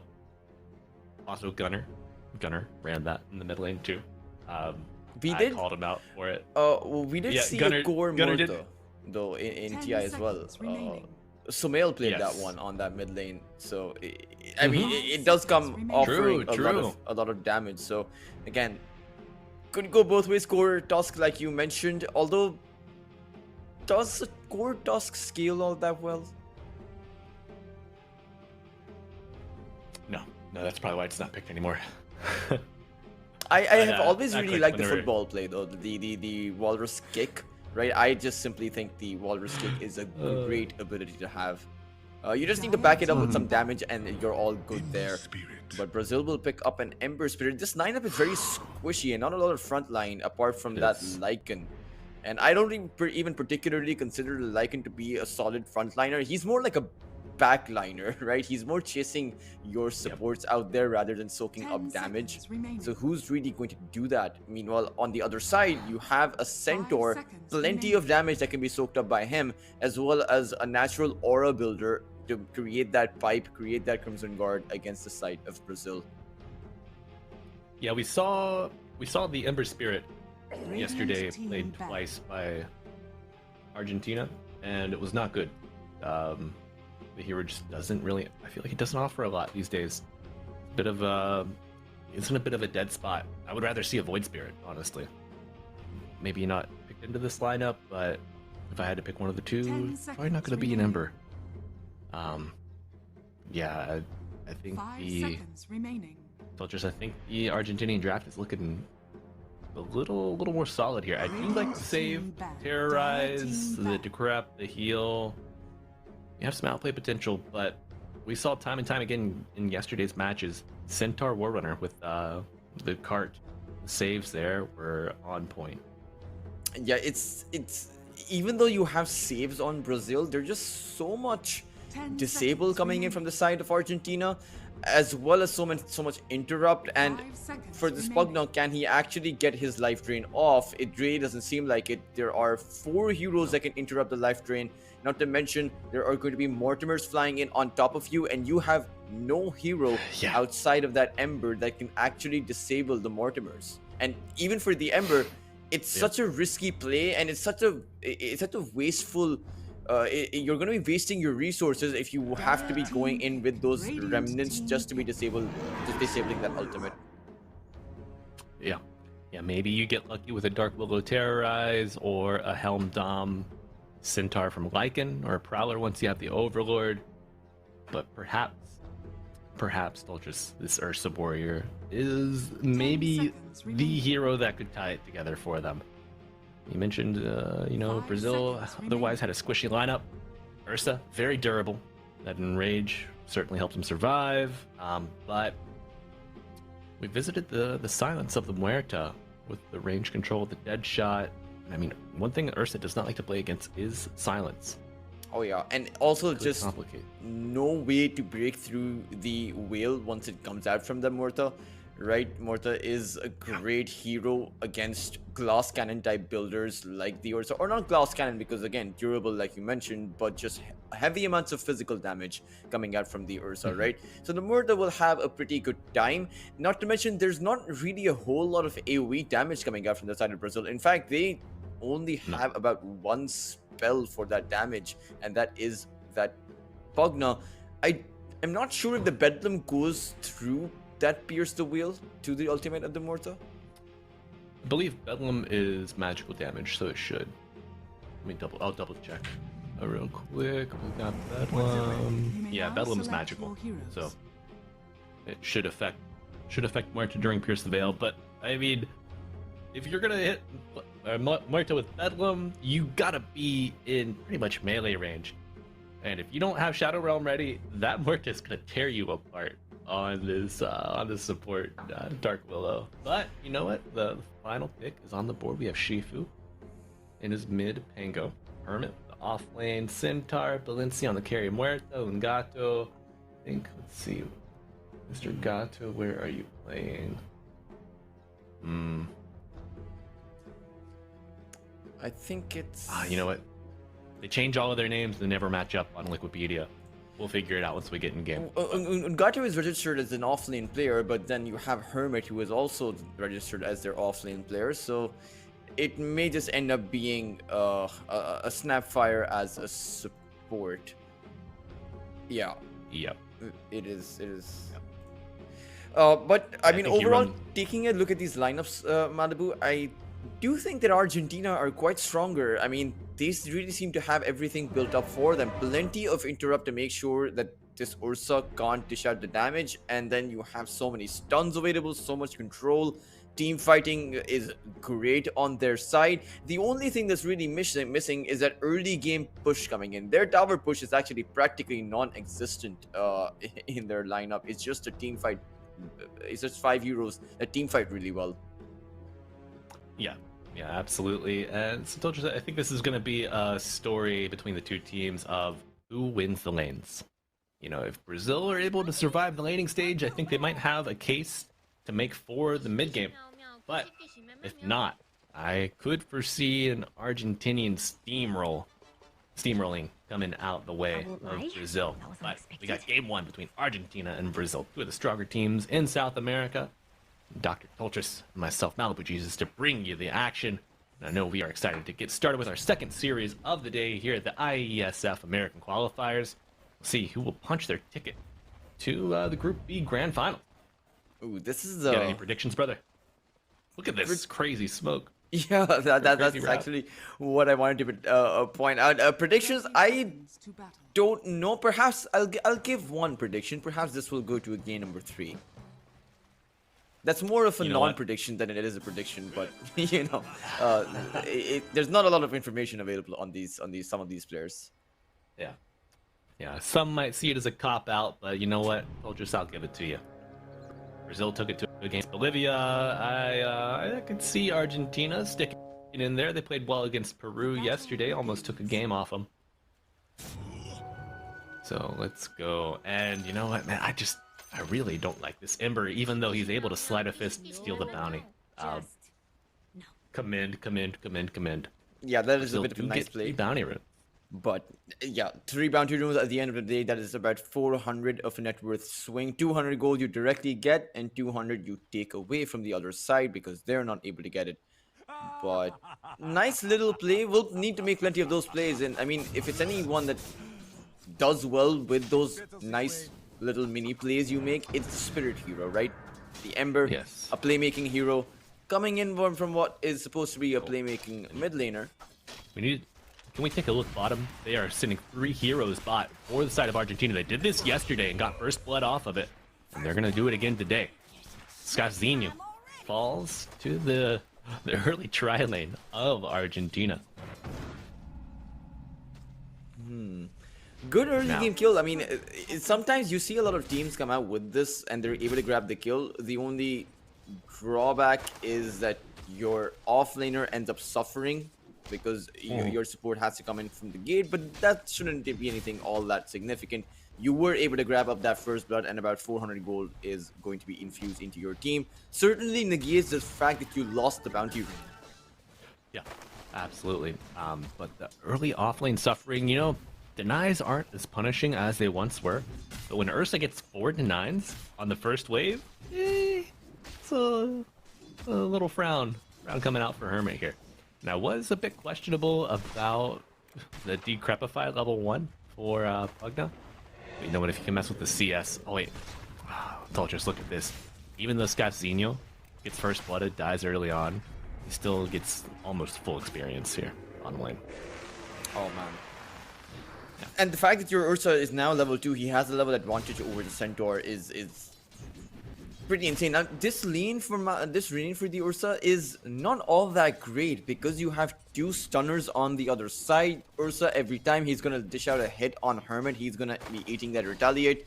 So perhaps the target will be the Snapfire, and the target for Argentina will be the Spugna. But I wonder if they'll be able to get the kill on the Snapfire. Certainly seems like, despite of the Ursa, who wants to play aggressive, has a support who wants to play defensive. So it's really a bit of a mismatch for the laning phase or for the safe lane of Brazil. Meanwhile, Argentina, they have one of the classical lanes, right? The Mars and the Centaur and the Mars and the Centaur and the Snapfire and the Huge Mars and the courier Snapfire kill. are classical combinations. Yeah, Doltrus, you said it right, man. The Pugnas are really gonna have to capitalize off of trying to pull to that hard camp, and then whenever Snapfire sidesteps to drag the wave, you hit her with another blast, get 2 to 3 right clicks on. You gotta wear these heroes down over time because they have way more burst damage than you, especially pre-level 3, pre-level 4, before Ursa gets his overpower. You know, he went 1-1-1-0-1. So you really got to chip him down on this Pugna to create kill opportunities for your Ursa. Otherwise, the burst damage of the Centaur, of the Snapfire, it's paramount. Now, seeing bottom lane, bit of a tit for tat. No dead shot hit, but Lindsay, level 4. My god. At the top of the CS chart too. And one of the things about the Immortal that, you know, we didn't really touch on is the fact that he had a secondary hit. So he's actually pretty good against that Lycan. Not to mention is a natural Maelstrom builder, so that's some decent anti-push that Argentina are coming in with. The dead shot also goes through all of the creeps, so it does seem like that one pick is pretty good. But over on the mid lane is Ember. Mini not looking good here. He's got a... Nope, that's Pengalier's inventory. Water Rune pop. Oh, the cookie. Wait, he dodged the cookie. He's still alive under the tower. Lycan does die bottom. But Ember gets both water runes, and you know what? We were talking about those micro plays, and Mini just outplaying 2 players. He's almost full health and mana when he was on Death's Door, Toltris. It's a great set of plays coming out, although they are losing the advantage because they're giving kills to the other side. At the same time, Mini is trying to creating space, right? So even if you're creating space on your mid laner, by your mid laner, and you're giving up kills on your side lane, it's questionable if that's really working out in your favor. I would hate to see a situation where Brazil only have something going for them in the way of their mid laner and are collapsing on some of these other side lanes or on the rest of their positions, because this Morta is gonna hit big for the side of Argentina. The way that she's playing and the way that she's able to acquire all of these lost hits really doesn't seem like they're gonna have a difficult time scaling up on this Morta. No, scale's gonna be a beautiful thing here on the Muerta, and you have some sleeper steroids here available to this Muerta. You got the little shredder, minus armor. You got minus armor on Lucky Shot, Pangolier once you get some levels as well. The plus damage from tag team on Tusk, and we're gonna hold that thought as we see some aggression. Snapfire very well suited to deal with the Netherward of Yanbura. And you know what? I'm excited to see this carded up Muerta free firing at the enemy. Oh yeah, that is a bit broken. I actually think the workhorse needs to be worked on, but mid lane. Maybe Mini needs a little bit of saving here. Nice slide of this. Surviving for now. This Tusk low and dead. No level 6 on Shifu. Mini has the snap regen, survives it, and the Pangolier goes down. High fives all around. And an Arcane Rune for Umgato. Mini left empty-handed, but still alive. It's not always you see a 6-minute power rune rotation because the idea and then translating into a team fight over on the mid lane, because ideally your supports are just coming in to try and get the power rune advantage and not try to start a full-on 3v3 clash. But I suppose that escalated a bit too quickly for both of these two sides, and it's always going to be the Ember Spirit before the Pangolier has that Rolling Thunder available. The Ember will always come out on top because he has those constant style of fists, he has that Searing Chain, and the Dark Willow's damage at the back of that Shadow Realm is just simply too much in the early game for Argentina to contest with. Yeah. Absolutely great, great outplay potential here between the Dark Willow, between the Ember Spirit. Now, can Brazil turn that into a mid-game advantage that allows their Ursa to get back into the game and somehow, some way, they're able to shut down the Muerta? I would like to see, I don't know, is Blade Bale an item we might see on the Ember Spirit to deal with the Muerta? I'm not sure. We may just see an Eul's though, but I'm Sure. not sure about the Blade Mail. Because you have the ability to kite around that Mortar, right? The Ember Spirit can just end up surviving without actually having to contest her. Yeah, absolutely. And kiting the Muerta might be a way to success, but you know what? Ursa, also a hero that can be kited. Especially when you've got a Centaur with Stampede. Argentina always gonna have a way out. And a snowball, right? It's multiple ways in and multiple ways out for Argentina. I mean, you in fact you have a rolling thunder too. It's like you see a Right. rolling thunder, snowball, as well as a stampede charging at you. If you're Uh-oh. Brazil, it's gonna mean some Oh. bit of danger. Yeah, and danger is afoot here for Brazil. But you know what? Pug was able to dodge that shard, and Mini versus Shifu. Tengler with a level advantage despite the early death. Very surprising. He also My has a net worth advantage going his way. Radiant's courier has been Uh, killed. Not something I was expecting. This Ember Spirit is a Grandmaster. I'm taking a look at his portrait here, or he's close to being Grandmaster.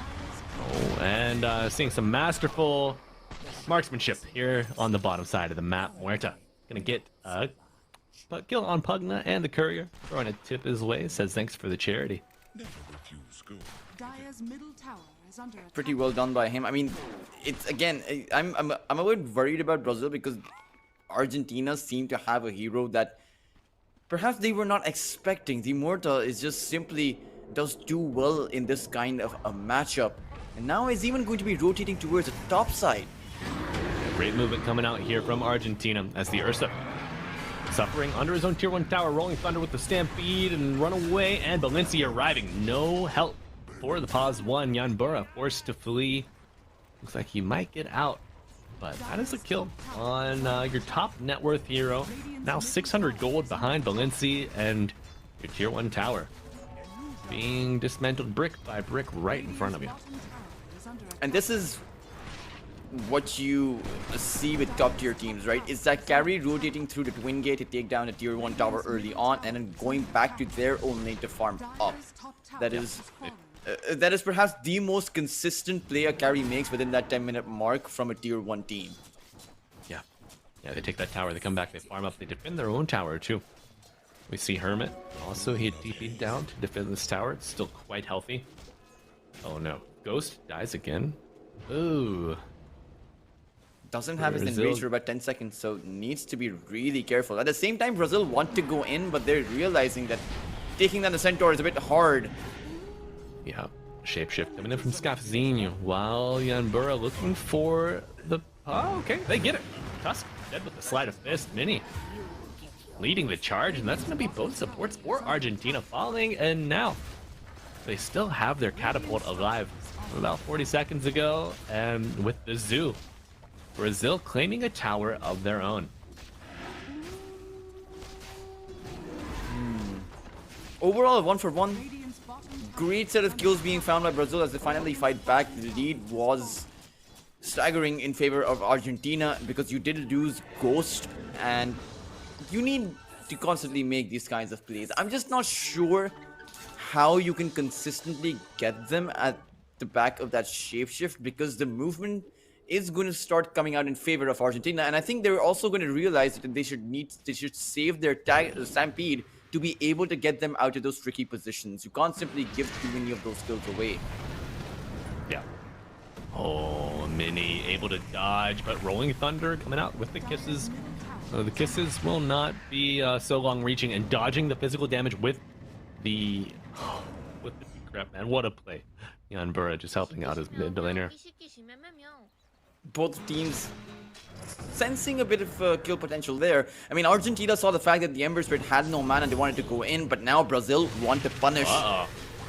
Reversal of fortune here as Pangolier feared in the Stampede will cause him to run away even faster. Mini shaking his fist as the Pangolier retreats. Rune is topside, will go to the Ember Spirit as Yanbura might have the tower denied. Yes, runway, runaway even, gets it.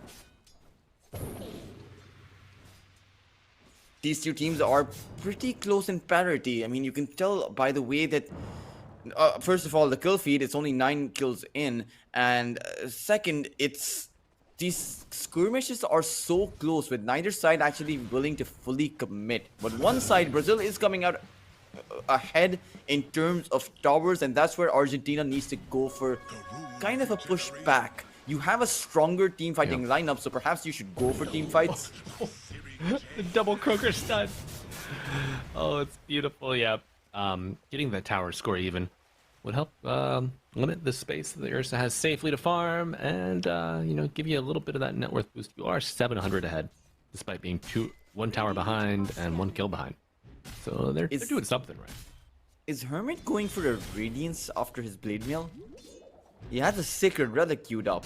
Radiant Oh my. Surely not. Maybe, could be a nullifier. Could be a nullifier. But Ghost gets bounced to safety across the ice shards. You love to see it. Hilarious interaction is now Snapfire left out dry. And they get the Observer Reward. They committed way too hard to take that Ursa down, but they will find the Bugna for it. Yeah, you get the summon creep as well. Muerta, of course, able to hit decrepified units. She can hit any ethereal unit. Surprising that Argentina, I mean, they're not going for easier pickoffs. You can the one hero that you can take down and should be taking down is that Lycan, right? You can pop him before he can get his phase shift off, and you can even match his movement speed at the back of that Stampede, right? Taking the Lycan down slows down the push, and that's what you need to do. You have the mid game to late game equivalency between both of these two sides, because at the end of it all, it will be a Mortal that goes up against an Ursa, and you can take those odds, but you cannot give space to this Lycan to continue on pushing. At the same time, for Brazil, the Lycan has not had that great of a game outside of that bottom lane push, because he is at the bottom of that network chart. So perhaps it's because Argentina are not really afraid of the push coming in. But at the same time, they have lost all 3 of their towers. They have. The Muerta is a hero. It's not super mobile though. It is really good on defense, and it's a little tough to take on the offensive at times. Not to take away from the fact Brazil got both Wisdom Shrines at 14. And now you see Pangolier controlled, but the Stampede to counteract, terrorize, and the Cookie to get a little bit of extra distance. But Scapizinho with the shapeshift looking for it, and he finds it. The beautiful chain gang play from Mini, and now the kiss is coming out, but the dodge from MNY is supreme. He lives through it all. Oh man, just the fact that, I mean, both teams coming out with their own mini plays, right? The Centaur waiting for the Stampede as they get hit by the Terrorize to give the feared ally that max movement speed. Meanwhile, the dodges coming out from that Willow to cancel out the Bramble Maze, as well as the fact that Lycan dodged out that Swashbuckle. It's dodges are all around, but it's Brazil who are coming out ahead, slowly but surely. Because while these skirmishes are pretty much an even trade, it's the objectives that Brazil are able to take. They're slowly pushing at Argentina, and I wonder where the big breakthrough for them will be. Oh, I think it's going to be a breakthrough of maybe like Roshan with Ursa or Tormentor with Ursa, but Yanbura not long for this world. Amplified damage activated now on Mini. What can you get out of this? You're silenced, you're stunned, you pop the Blade Mail to survive. The Lycan summon giving you a little bit of extra health with that Granite Aura. But gonna be rooted, dodges through the Bramble. He's locked down, dodges the bullet, whizzes right past him. And now Shifu with a little bit of help from his friends and a smoke from the Radiant looking to reverse the fortune, but the summons are not able to do the job. They kill the Ancient and Shifu gets out with the sliver. Hermit gets the credit for that one. He used his Whirlwind from at the back of that neutral creep to actually push away Shifa, and the Pangolier was able to survive. He was one hit away from dying. And again, that's an example of Brazil just making sure that Argentina are constantly at the back foot, and that's not a place where Argentina want to be. They have a Tusk, they have a Snapfire, they want to play aggressive, they're just not being allowed to do so.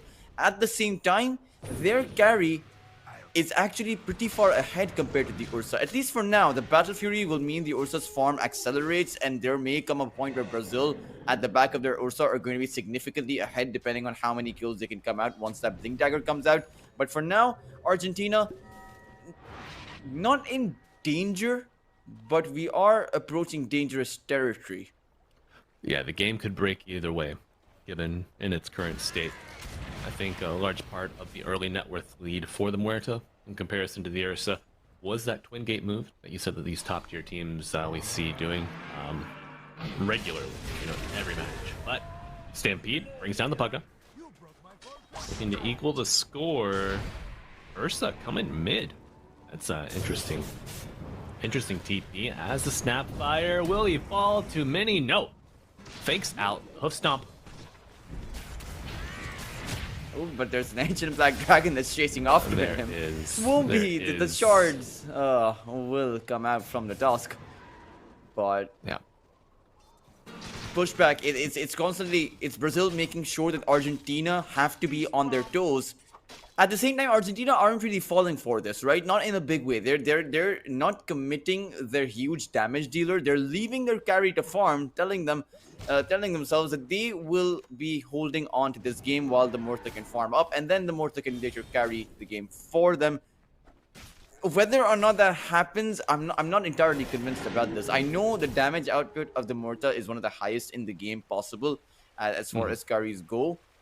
But right now, Brazil haven't really committed everything they can actually bring. Their Ursa is also just farming away, and we haven't really seen too much of him.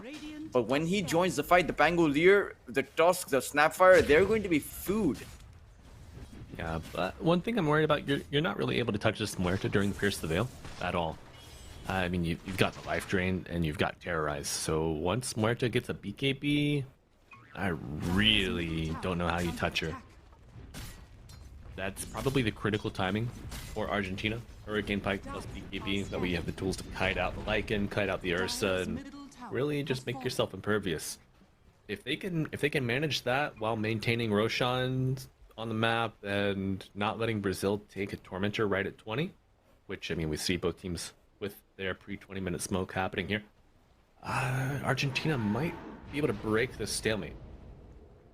But, This will be a Cultures, huge team fight. It's brewing, brother. Get ready. Here we go. Scapzino with the shapeshift, letting it rip. Chased by the thundering roll with kisses coming out. The Stampede interrupted with the slide of fist and the chains. Oh no, the fear. The Bramble Maze, the Walrus Punch, it's all controlling the Brazilian team. 3 dead already. Ursa trying to rip into this Muerta, and he does just that. Pierce the Veil, not as big of a problem as we thought. But, oh no, the early Nullifier, 20-minute Nullifier on your Centaur? What? Removing the overpower, and Ursa links back. Mini now able to offer a little bit of assistance to his carry. But what can you get? The 3-man stun into the hoof stomp afterwards. Goes, gets the kill, gets up. He's got the legs to make the jump, and Mini returning the damage with the blade mail. Pangolier falls on his own sword. The thing of beauty, the thing of poetry, and now Hermit. What can you do? You got a hoof stomp, you have a double edge? No. You got 2 sets of claws, tear it into you. Ghost walking away, the double kill in his pocket. That Earthshock making his way towards that high ground. You can tell that Brazil really were not expecting that Nullifier to have come out. Argentina seems to have found the surprise initiation on that Ursa, but weren't able to keep that Morta alive. And that's the downside of not having those aura items on your Centaur. Morta is a glass cannon, so can actually just end up falling at the back of some bit of AoE and some bit of kiting around just to wait out that Pierce the Wheel, because Argentina expended all of their resources in order to take that Lycan down. Their Rolling Thunder had expired, their Stampede had expired, and by the time that they were able to be done with that Lycan, their Pierce the Wheel expired. So Brazil, all they had to do after that was just kite around Argentina, which they were successfully able to do despite losing the 3. And I think at this point, finding a full team wipe is going to be very worth it, as it's propelled them to a 3,000, nearly a 4,000 net worth advantage. Yeah. Oh man, this net worth advantage finally breaking more in favor of Brazil. You know, I don't think it's quite out of the hands of Argentina yet, but is Lycan the real problem? Is he an equal threat of the Ursa? These are questions he got to answer and address moving forward. Radiant's bottom tower is under attack. I mean, he'll have an assault chorus, right? So sooner or later, the Lycan will be a massive problem. Not so much, it's not just about the team fight, it's about his ability to push down towers too. Your tier 2 towards the bot side is gone. Radiant are So, scanning. so in a situation where you take a team fight and the Lycan is not there, the onus will be on you to finish and end that team fight quickly within 10 to 20 seconds. Otherwise, you're going to be losing your barracks. Absolutely, Doltrus. And we see they already lose the Tormentor. Now Argentina forced to front Brazil at the Roche pit. Rolling Thunder with the kisses, terrorize coming in on the back of the Primal Mage. You already lose your Ursa dead for 50. Will we see a buyback? Does he even have it? Shifu coming out of the Rolling Thunder. Ember going up to the high ground. Nullification, but a life drain, not enough to save him. Dark Willow dead for 30. And a Blower's Punch to bring down another. Willow controlled. Shifu very low. Mini going in the pit, trying to bring him down, but he survives. The shield is denied from Roshan on the dust. He says, I'm not going to fall victim to this lycanthrope. I will not become a werewolf. Top tower is under attack. Roshan, take me. Oh, that's very interesting. Brazil, despite of having lost their 3, the Ursa at the very start of that fight, they're still able to force Argentina back. And perhaps a half HP Roshan would have been the perfect objective to take if you are Argentina. You have the damage on your Murtha. So I don't necessarily agree with them going back, but I suppose it's the low respawn timers on the side of Brazil that's allowing them to continue to stay in that fight. And that Ember Spirit is always going to be the problem. My gosh. Yeah. Yeah, Ember, problematic, to say the least, with an Arcane Rune. This compounds your difficulties. And now you have the Nether Ward to tank Roshan in the swipes for your Ursa. Like, this is like Tombstone plus, you know. What a beautiful combination there. We do also see the Blade Mail coming out, like you mentioned, like you suggested in the very early game. I wonder if that's actually giving Argentina a bit of a pause here to go for that Ember.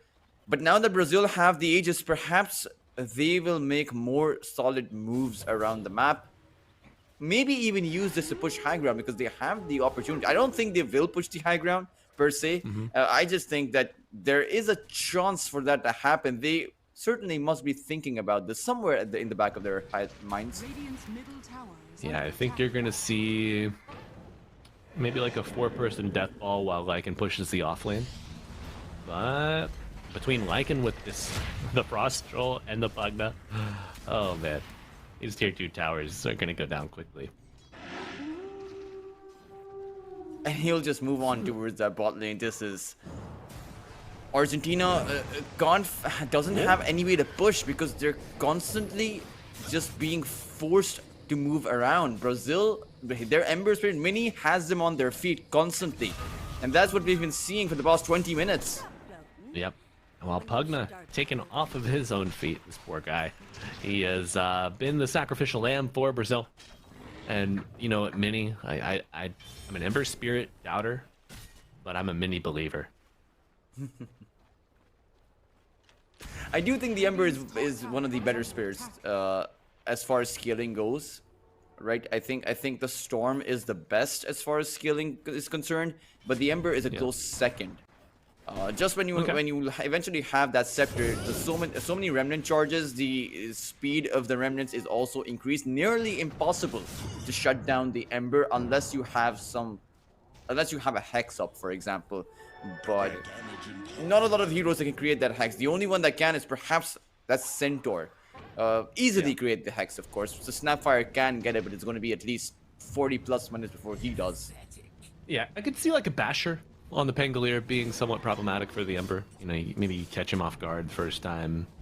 Adjusts how he plays for the following fights. But Sheep certainly the answer. for this Ember.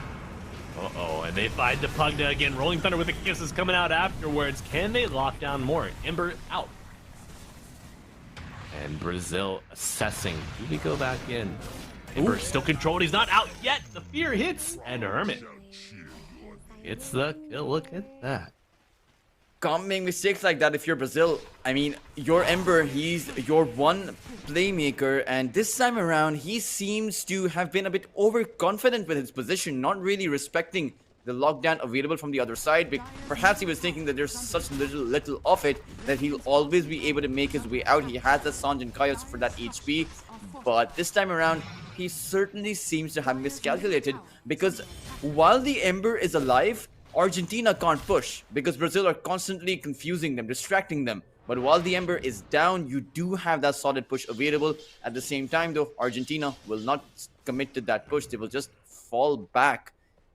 Perhaps it's because they're faced up against an Aegis, right? So they may not be going for a push against an Ursa with 2 lives. Dire's middle tower Yeah. is under attack. Yeah, they're top lane in pretty far as well. The Wisdom spawning at 28. They want that. But, you know, you said Ursa has 2 lives. With this shield rune, it's more like 3. It feels. Do you have a Dispel available to purge this extra 1,000 health? You do have a BKB on the Ursa though, so I mean, Dispels or even the Nullifier isn't going to be Right. as significant. At the same time though, we saw how quickly Ursa actually died inside that Roche pit. He went from 100 to 0 in less than a second. So I suppose if Yeah. Argentina are able to do that against the Ursa, and maybe even the Ember Spirit, as the same thing happened to him on that mid lane, then they'll have a solid way to actually take team fights. Radiant's Yeah, bottom tower absolutely. is under attack. You know, if you need that 6th ally in Roshan to help you take the team fight, maybe it's not as even as we have a read on. But Scapazino found out here, just evaporated. Look at that health, half of it gone. The Walrus Punch, a great tool to interrupt the fleeing Radiant's middle werewolf. tower has fallen. Did Hermit come in with a creep in his workhorse, in his cart? He had a Croaker in there. He may have had a Croaker drive by happening, man. I think so. Oh man. Hilarious. But still, again, Radiant's unfortunately this time around, Brazil can't actually go for the split push because it's their Lycan who ended up falling. But you still do have Yanbora with the Nether Blasts, and this tower is already about half of its HP. And Argentina, they were able to take the tier 2 towards the top side down at the back of the skill. So they have built up some space for themselves. And if you are able to consistently take a core off the map, that will translate into a tower being found. You need to push out this bottom lane though. They really haven't paid it much attention after their own tier 2 tower fell. And the more they can safely go for those kinds of plays, because when you take a look at the teleport cancellations from the side of Brazil, only the Ember and only the Dark Willow are able to actually cancel TPs. But you should be able to get out of that situation. Yeah, you should. Dire's middle You should. tower is under attack. Now Ursa with the Basher, able to cancel these TPs, and you know I saw Ursa's inventory, I saw the Battle Fury, the Blink, the BKB, and I was like, you know what, I think something's missing. This guy feels a lot more destitute than 16,000, 17,000 net worth, and then of course his Basher is delivered. But Argentina here with a big bluff, Valencia in front of his team, and there's the Croaker in the cart. Again, Hell yeah, give that boy a ride. Oh, you love to see it. Croaker playing the role of the bodyguard here for Valencia on the Muerta. But Bramble Maze and a reset. Aghanims, Yules finished. Big pickups across the map for both teams. And Argentina got to reset and deal with this bottom lane. Toltras, as you mentioned, Ghost gonna pop the BKB and a Rolling Thunder use. Bit of a misplay and a head scratcher. It'll be off of cooldown, I suppose. They've pushed out the lanes so far away that I suppose you can come out with that tiny bit of a misclick. But for Argentina, disengaging with all of your lives intact after you just went for a few kills and went for that big push is really important. You can't give up your heroes because you're incredibly reliant on your ultimates, on your Pangolier, your Snapfire, and your Centaur. Otherwise, your team fight collapses. But the good thing is, their Morta is about to hit critical mass. The damage output coming out from her is just simply going to be impossible to fight up against, even if you're an Ursa warrior. You don't scale that well into that late game. And we are coming to that point. I don't see a way where Brazil will be able to close out this game against Argentina within the next 10 minutes. So you're always going to be at a disadvantage. Playing past the 40-minute mark is never what the Ursa wants. No. No, it's not. I mean, you get eventually to that late game point. Like, I think back to the time of the Aghanim Scepter, Wind Waker, Octarine, but then you're like doing no damage, and damage coming out here for Pugna in spades. Off map for 45. It sucks to be a position 5 in this kind of scenario. It does, but they found the Muerta. She goes ethereal, and Ursa with the wolf fight forced to run away. Pops the BKB. Could they re-engage? Go into the Shadow Realm. Dark Willow surviving. Mini finds the center on the high ground, gets a stun, but that and a Rolling Thunder on the back line. They find the Tusk off cam. Ghost gets a kill.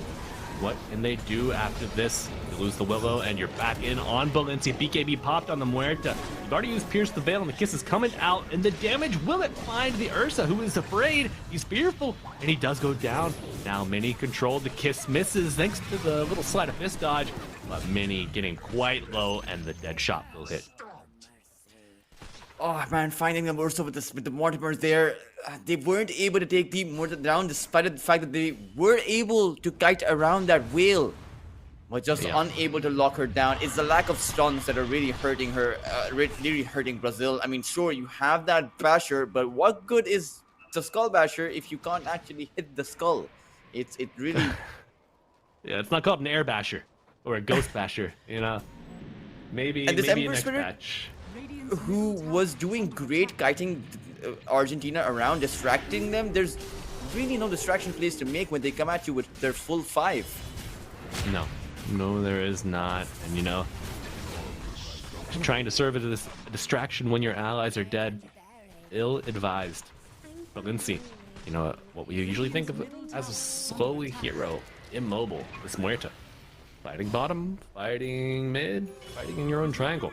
And now a full satanic 27,000 net worth concentrated on this single hero. It's nearly impossible to take this Morta down now. Even if this Ursa goes 1-1, even if he has that Fury Swipes, just the fact that you have that dead shot and that Satanic means if you don't get a few lucky stuns off or a few lucky bashes, you won't be able to get the kill. And they might even be able to find Mini. Oh, the silence, the Rolling Thunder, the shards, it all adds up for another kill on the Ember Spirit. Oh my god. You gotta feel a little crestfallen here if you're Brazil. Malibu, this feels a lot like that previous series between Peru and Chile, except that Brazil lasted 10 more minutes than Chile did before their lineup ended up collapsing.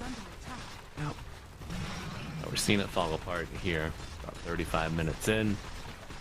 Do you have an answer? Are you able to rat your way out of this one? Oh my Without God, your this Ember, it's dead just shot. impossible. They're going to lose at least one lane of barracks for this, maybe even the second if Argentina choose to press the issue. And really, there's nothing really stopping them. The Morta did not require any of her big items to be able to take the Ember down. Even has the whale up. Yeah, a little low mana, but she's got enough for one full round of spells plus her BKB.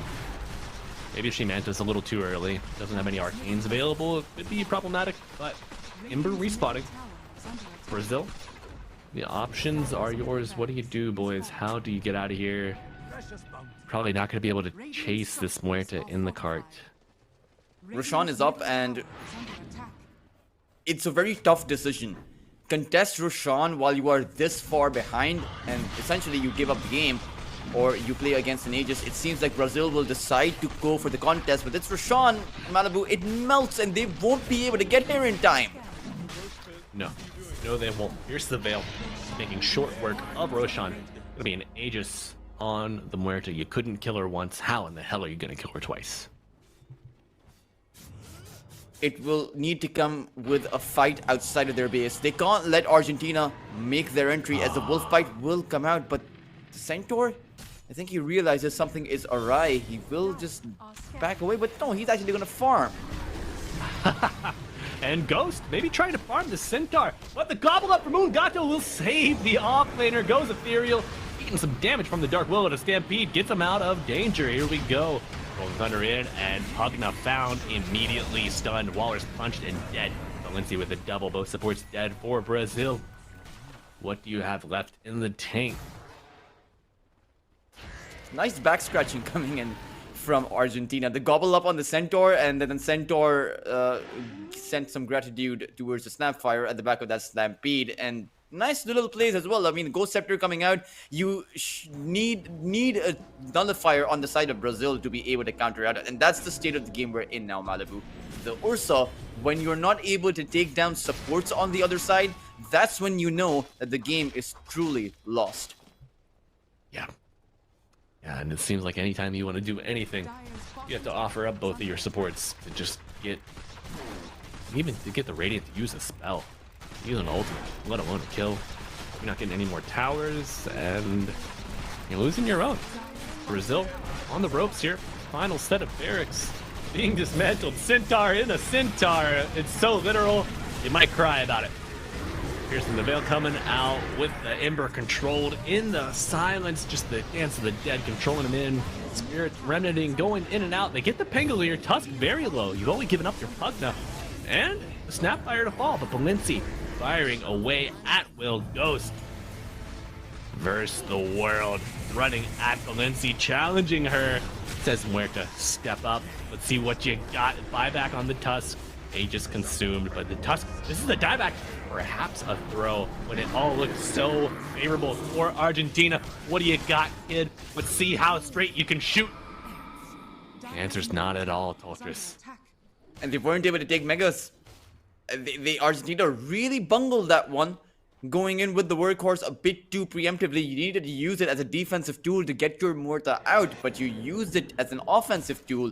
And even coming in with the Tusk's buyback, I think the idea there was you wanted to provide the buffer for the Muerta, throw down the shards to make sure the stairway is closed off. But Brazil had plenty of ways around it, and now have plenty of time. Perhaps they can even out this series. Perhaps they can take down 2 barracks. It's going to be really hard. But there's no Muerta for about 60 seconds, and even if you were to be able to force out the buyback from her, that would at least be worth it too. Well, Muerta, no buyback, yeah. And are you seeing this itemization on the Ursa? Toltris went for a Daedalus. Ooh. I feel like Wow, it's I not think- an item that we ever see on the Ursa. Is there something I don't know? Uh-oh. Well, Walrus, or not Walrus, what the hell? Ghost, trying to get out of this one. He's a wolf. He's not a walrus. Thanks to Scott Zinho. Going back in, controlled by the Yules. 20 seconds until the Muerta's up, and you've got a dual wolf threat knocking at your door. And a snowball save as they try to get back to the fountain. Walrus punch up on the Ember, but Mini controlling 3 heroes as the Pangolier dies. You do have buyback on your mid laner, but your barracks, boys. Stunned threat. Muerta is up and stunned, controlled, punched into the sky. Ursa getting healed, and Pugna finally able to press some buttons, but Muerta blinking with the BKB. She's piercing the veil. She's piercing your team. Your boys are dying. Your Ursa dead. Gone for a minute and a half. Pugna soon to be, well, ethereal and everything. Turned into a ghost, and the flying catapult will find the Legged Bro at your camera. Maybe a pancake on your screen, but also Pancake's the werewolf himself. Oh my god, un gato. Maybe un sniper. You know, I've always felt a bit underwhelmed by the Snapfire's agonyms, but that one gobble up play, that was very impressive. Just the fact that he came out there.